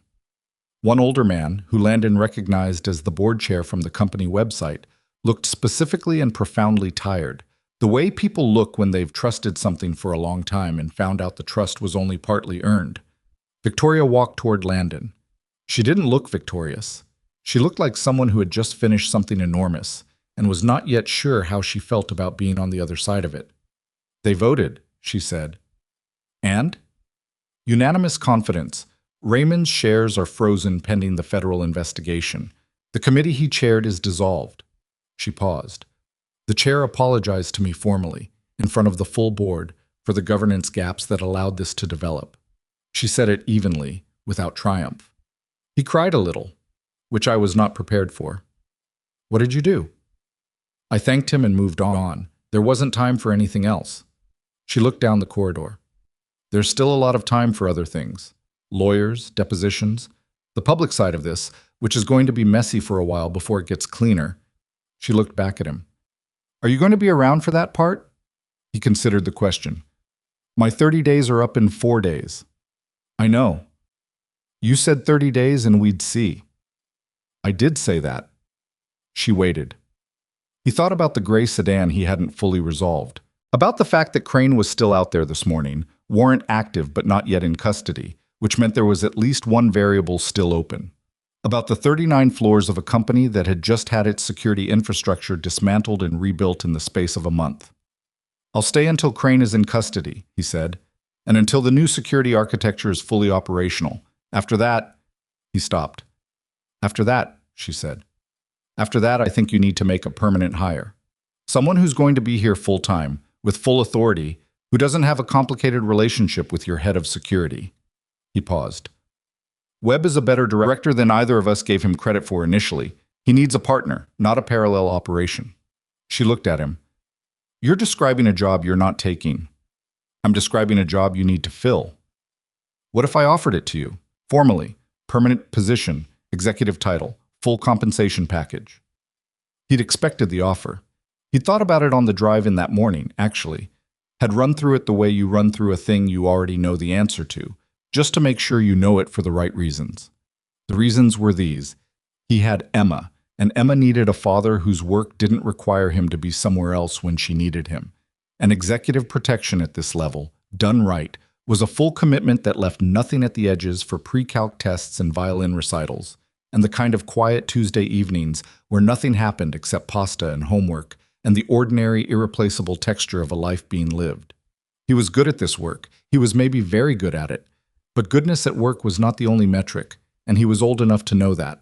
And there was the other thing, which was that he'd been in this building for 30 days, and somewhere in the course of those days, something had shifted in how he looked at Victoria Ashford, and he was honest enough with himself to name it, and professional enough to know that continuing as her primary protector, while that shift existed, would compromise something.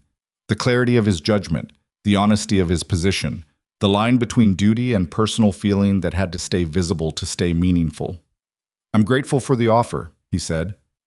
I'm not going to take it. She absorbed that. The personal version or the professional version? He looked at her. Both.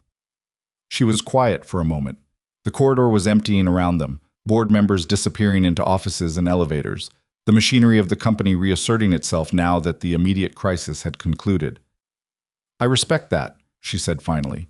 And then, I don't entirely like it. I know. She looked out the window at the end of the corridor, at Houston on a clear October morning, the city doing what it always did, moving forward on its own momentum, indifferent to the particular dramas of any single building in it. My father would have liked you, she said. He didn't say anything for a moment. That's a generous thing to say. It's accurate. She turned back. He had a quality I used to call patient stubbornness, the kind where you're not moving because you're stuck. You're not moving because you've decided where you are is correct, and you're willing to wait for everyone else to figure that out. She looked at him directly. He would have recognized it in you. Landon thought about the photograph on her credenza. The young woman and her father, neither of them smiling, standing close together in front of something they'd built. He built something worth protecting, Landon said. Yes, she said. He did. Gerald Crane was arrested 4 days later at an airport in Charlotte, North Carolina, boarding a flight to Lisbon with a carry-on bag and a passport that the federal system flagged before he reached the gate. He was extradited to Houston within the week. His attorney filed 3 separate motions in the first 48 hours, all of which were denied with a specific promptness that suggested the federal judge handling the case had read the 112 pages of forensic documentation and had formed opinions about it. Landon heard about the Charlotte arrest from Priya, who sent him a brief text at 6:40 in the morning. Crane, Charlotte, in custody. He read it at the kitchen table while Emma ate cereal and complained about an assignment her English teacher had returned with comments she found unreasonable, and he put the phone down and listened to his daughter make her case about why the teacher's interpretation of the thematic elements was technically defensible but contextually misguided, and he thought, this is what 11 years of the file being complicated was protecting. This Tuesday morning, at this kitchen table with this girl and her cereal and her justifiably held opinions about literary analysis, he texted Priya back, "Thank you for everything." She replied, "Page 78 was in the record. It belonged there." He smiled at his phone, which Emma noticed. "What?" she said. "Nothing. Good news." "The job stuff?" "The job stuff." She studied him for a moment with those evaluating eyes. "You seem lighter." "I feel lighter." "Good." She went back to her cereal. "Can you sign my permission slip for the DC trip? It's due Friday." He signed it right there at the table with the pen she produced from somewhere in her backpack and put it on the counter where she'd actually see it, and went to refill his coffee. And the morning continued the way mornings do when nothing is actively on fire, which is quietly and without drama, and with a completeness that you only recognize if you've spent enough time in places where mornings weren't like that. 3 weeks after Crane's arrest, the JAG office formally vacated every adverse notation in Landon Pierce's military record. It wasn't a ceremony. There wasn't a letter in a heavy envelope delivered by a man in dress uniform, the way it might happen in a different kind of story. It was a digital notification from a case management system, 3 sentences, stating that the file had been reviewed in light of new evidence, that the 2014 complaint had been found to be improperly submitted in connection with criminal activity by the complainant, and that the record was being amended accordingly. 3 sentences after 11 years. He read them sitting in his truck in the parking lot of Emma's school, where he'd gone to pick her up from a violin sectional that had run 40 minutes late. She came out through the main entrance with her case and her backpack, and the particular expression of someone who had just played the same 16 bars approximately 30 times and was ready to be done with it. And she got in the truck and said, "I'm starving," before she'd even closed the door. He handed her his phone with the notification open. She read it again, looked up at him. "Dad," she said. "Yeah. Is this—" She stopped. 11 years. Yeah. She looked at the phone one more time. Then she put it on the center console and turned to look at him with the kind of directness that had always made him feel a little like she could see further into him than was entirely comfortable. "Are you okay?" she asked. Not the quick version, the real one. He thought about Marcus Hale and Joe Trevino and Danny Park. I thought about the weight and what it felt like now that it was different, not absent but reshaped, grief without the accusation wrapped around it, which was a different thing to carry. He thought about 11 years of the file being complicated and what those years had made him, which was, if he was being honest, and he was trying to be, not destroyed. Reduced in some ways, rerouted, but not destroyed. Emma existed in those 11 years. The work he'd found and been good at existed in those years. The morning at the diner with Webb, the freight elevator with Victoria, Briggs calling his wife from a private terminal. Those things existed in those years too. There was a version of himself, he thought, that might have had a cleaner record and an uninterrupted career and never walked into the lobby of Ashcroft Aerospace in a jacket with a pull near the left elbow. He couldn't fully wish for that version, because that version didn't have this truck, this parking lot, this kid looking at him and asking the real question. "Yeah," he said. "I'm okay."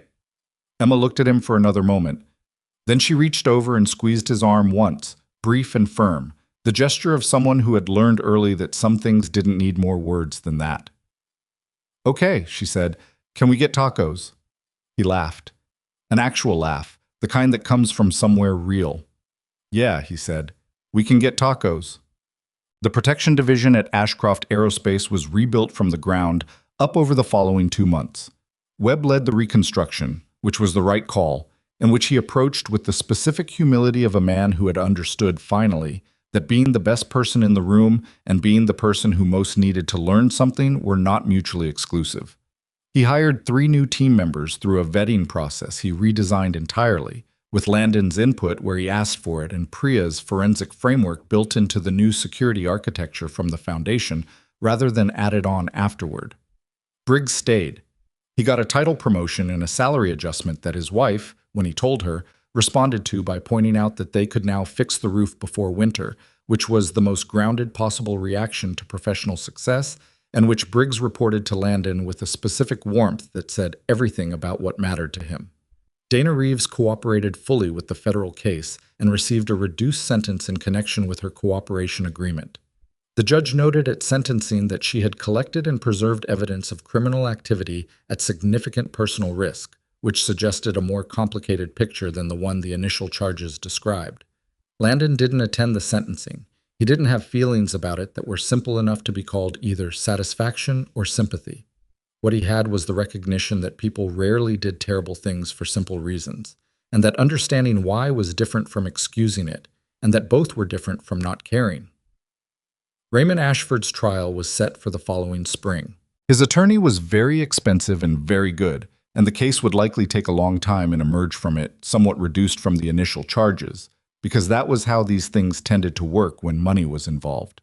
But the company's shares remained frozen, the committee he'd chaired remained dissolved, and the two board members who had been quietly in his corner resigned from their positions in the same week, citing personal reasons that required their full attention. Victoria had been right. The media stories recycled in Ashcroft's favor within 48 hours of the forensic documentation becoming public, and then recycled again when Crane was arrested, and again when the JAG record was vacated, and the industry press that had spent a week questioning her judgment spent the following month writing about her instincts.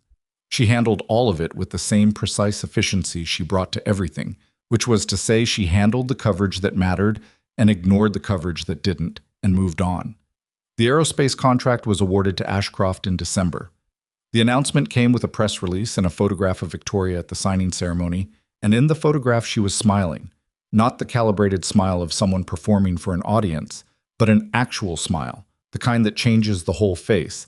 And Landon, who saw the photograph on his phone while Emma was at practice, looked at it for a moment before putting it away. I was doing contract security consulting again. 2 clients, both straightforward. Nothing that required freight elevators or forensic documentation or night standing in hotel corridors. He'd picked up a part-time position with a veterans employment program that a former Navy colleague had started in the Galleria area, doing intake interviews and skills assessments for men and women coming out of service and trying to figure out what their training translated to in the civilian world. He was better at that work than he'd expected to be, which maybe he shouldn't have been surprised about, since it was essentially the same skill he'd used his entire career by reading people, understanding what they actually needed beneath what they said they needed, and meeting them there without judgment about how long it had taken them to arrive. One evening in mid-November, he was driving home from the veterans program when his phone rang. Unknown number, Houston area code. He answered. "It's Victoria." He pulled into a convenience store lot. "Hey, I'm going to be direct," she said. "I'm going to be direct because I've been direct with you since the parking garage on your first day, and I see no reason to change now." "Okay. I established a foundation last month. It's funded in part by the first installment from the aerospace contract. Its focus is veterans' employment and transition support, and supporting single parents who are rebuilding civilian careers after service or other significant disruptions." A pause. "It's named after Marcus Hale. I found his family in San Antonio and spoke to his mother before I named it. She cried. I cried, which I did not anticipate." Landon sat in the parking lot of the convenience store and said nothing for a moment. Through the windshield, a man came out of the store eating something from a bag and got into a truck 2 spaces over. "That's—" He stopped, started again. "That's a good thing, Victoria." "I thought so." Another pause, briefer. "I'd like you to be on the advisory board. Not as an employee. Not as security. As a person who knows what these families actually need." She waited. "You can say no. I will be professionally mature about it if you say no." He almost smiled. "Professionally mature. I'm working on it." Outside, the man in the truck ate his food and looked at his phone and existed completely indifferently to Landon Pierce sitting in a parking lot 2 spaces over with the particular feeling of someone being offered something they hadn't known they were waiting for. "Yeah," Landon said. "I'll do that." "Good." Her voice was even. But underneath the even, he knew her well enough now to hear the thing that wasn't being said, which was something like relief, or something like the specific satisfaction of a person who has asked the right question and gotten the answer they were hoping for. "How are you?" he asked. It came out naturally, without calculation. Better than 2 months ago, she said. The board is functional again. The team is good. The contract work is... She paused. It's what my father built this company to do. It feels right doing it, even on the hard days. He'd be proud of you. Maybe. A beat. He'd probably also point out 3 things I should have done differently. He was constructive that way. That's the good kind of pride. Yes, she said quietly. It is. They were quiet for a moment on the phone, the comfortable quiet of 2 people who had been through something real together and had come out the other side changed by it but not diminished. The foundation has an event in February, she said, a dinner for the Hale family, and some of the first cohort of families we're supporting. I thought you might want to be there. I'll be there. Bring Emma, she sounds remarkable. She'll tell you your tie is crooked, he said. Fair warning. He heard something in Victoria's voice that was unmistakably a laugh. Brief, real, unguarded. I look forward to it, she said. They said goodbye and he sat for another minute in the parking lot and thought about 11 years of the file being complicated, and about Marcus Hale, whose name would now be on a building somewhere doing actual good for actual people, and about Emma, who was probably at home right now eating cereal even though he'd asked her not to eat cereal before dinner, and about the ways that a life rerouted can arrive eventually, somewhere you wouldn't have found on the original path. He wasn't sure what the word was for a man like him. Not a hero, which was a label that had always made him uncomfortable because it implied a cleanliness of purpose that the real experience never had. He'd been afraid, plenty of times. He'd gotten things wrong before he got them right. He'd spent 11 years carrying something that wasn't his to carry and had done it imperfectly, with bad days and good ones, with Emma's cereal and burned garlic, and a blazer with a pull near the left elbow. What he knew was this: the job in front of you was the job. Not the job you'd planned for, not the job you'd been denied, not the job that existed in the version of your life where things went differently. The job that was actually there, in the actual room, with the actual people who needed what you specifically had to offer. You showed up for that job. You paid attention. You didn't perform for the audience. You worked for the outcome. And sometimes, if you were patient and honest and willing to be wrong on the way to being right, the outcome turned out to be something worth the cost of getting there. He started the truck. 3 months later, on a Sunday in February, the Marcus Hale Foundation held its first dinner at a small event space in Midtown Houston. 47 people attended. The Hale family sat at the front table. Marcus's mother, his sister, his brother-in-law, 2 nieces who had Marcus's same wide eyes, and had spent most of the evening too shy to speak, but not too shy to watch everything. Victoria gave a brief address that was simple and specific and had clearly not been written by a speechwriter, and when she mentioned Marcus Hale by name, who he was, who he'd been to the people in his life, what the foundation was trying to honor, his mother made a sound that was not quite crying and not quite something else, and the room was completely quiet around her. Landon sat at a table near the back with Emma, who had worn an actual dress for the occasion, and had told him his tie was straight before they left the house, which she specified was a compliment. She spent most of the dinner talking to the foundation's program coordinator, a former Army logistics officer who had the particular energy of someone who had finally found work that matched their actual skills. And by the end of the evening, they'd exchanged numbers because Emma wanted to volunteer over the summer. Landon watched his daughter talk to the program coordinator and thought that there was a version of 15-year-old Emma who had grown up with more financial stability and a father whose military record was clean and whose career had been uninterrupted. He thought about that version sometimes. He hoped she would have been fine. But this version, this Emma, in her dress at a foundation dinner, already making plans to volunteer, already taking up space in the world, with the confidence of someone who had learned early that you paid attention and you showed up and you did the work in front of you. This Emma was the one he had, and she was extraordinary, and she had been shaped in part by the years that had been hard, the same way everything worth anything was shaped by what it had been through. After dinner, in the parking lot, Victoria found him by his truck. She was still in her event clothes, heels that added 3 inches she didn't need, and she had a slight looseness about her that he associated with the specific exhaustion that follows doing something emotionally significant in a professional context. The kind of tired that isn't bad, just real. "Good night," he said. "Yes." She looked up at the sky, which was clear enough to show a few stars over the city glow. "Emma really is remarkable." She's going to try to volunteer here over the summer. I know. She already told the program coordinator she has opinions about the intake process. He almost laughed. Of course she does. Victoria looked at him. The parking lot was mostly empty now, the evening winding down, the Hale family's car pulling out of the lot with a slow wave from Marcus's sister as they passed. "Walk me to my car?" Victoria said. He did. It was 100 feet across a parking lot, and it took longer than 100 feet usually takes, and neither of them said anything, and that was all right. The city moved around them the way cities always do. Ongoing, indifferent, its own enormous life proceeding without particular awareness of the two people moving across the lot under the partial stars. At her car, she turned. "I don't think you're my bodyguard anymore," she said. "I'm not," he said. "And you're not my employee." "No." "And you're on the advisory board, which is a volunteer position, which means you're not compensated, which means there's no professional relationship to complicate." He looked at her. "You've thought about this." "I've thought about this for 3 months," she said. "I think about things thoroughly. You know that about me." "I do." She looked at him in the partial light of a February parking lot outside a foundation dinner named after his friend. She wasn't performing, wasn't calibrating, wasn't building toward a negotiated outcome. She was just standing there being exactly who she was, which was the most he'd ever asked of anyone and the rarest thing he'd found. "Dinner," she said.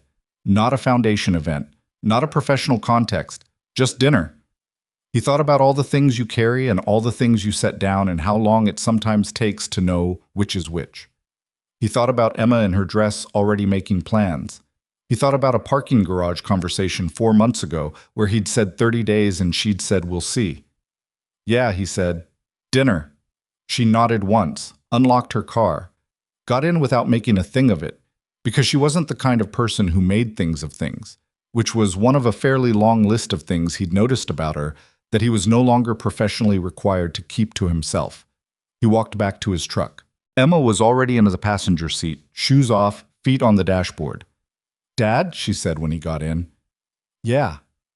"That took longer than walking someone to their car usually takes." "Yeah." She looked out the windshield. He could see her trying not to smile and losing. "Okay," she said. He started the truck. Outside, the city moved the way it always did. Forward, relentless, full of people carrying things and setting things down, making mistakes and correcting them, and occasionally, if they were paying attention and honest about what they needed, arriving somewhere worth the journey. He pulled out of the lot and drove his daughter home through the Houston night, and the radio played something neither of them changed because it was fine. It was perfectly fine, and the evening was over and everything that needed resolving had been resolved, and the road ahead was just the road ahead. Ordinary and open and entirely theirs.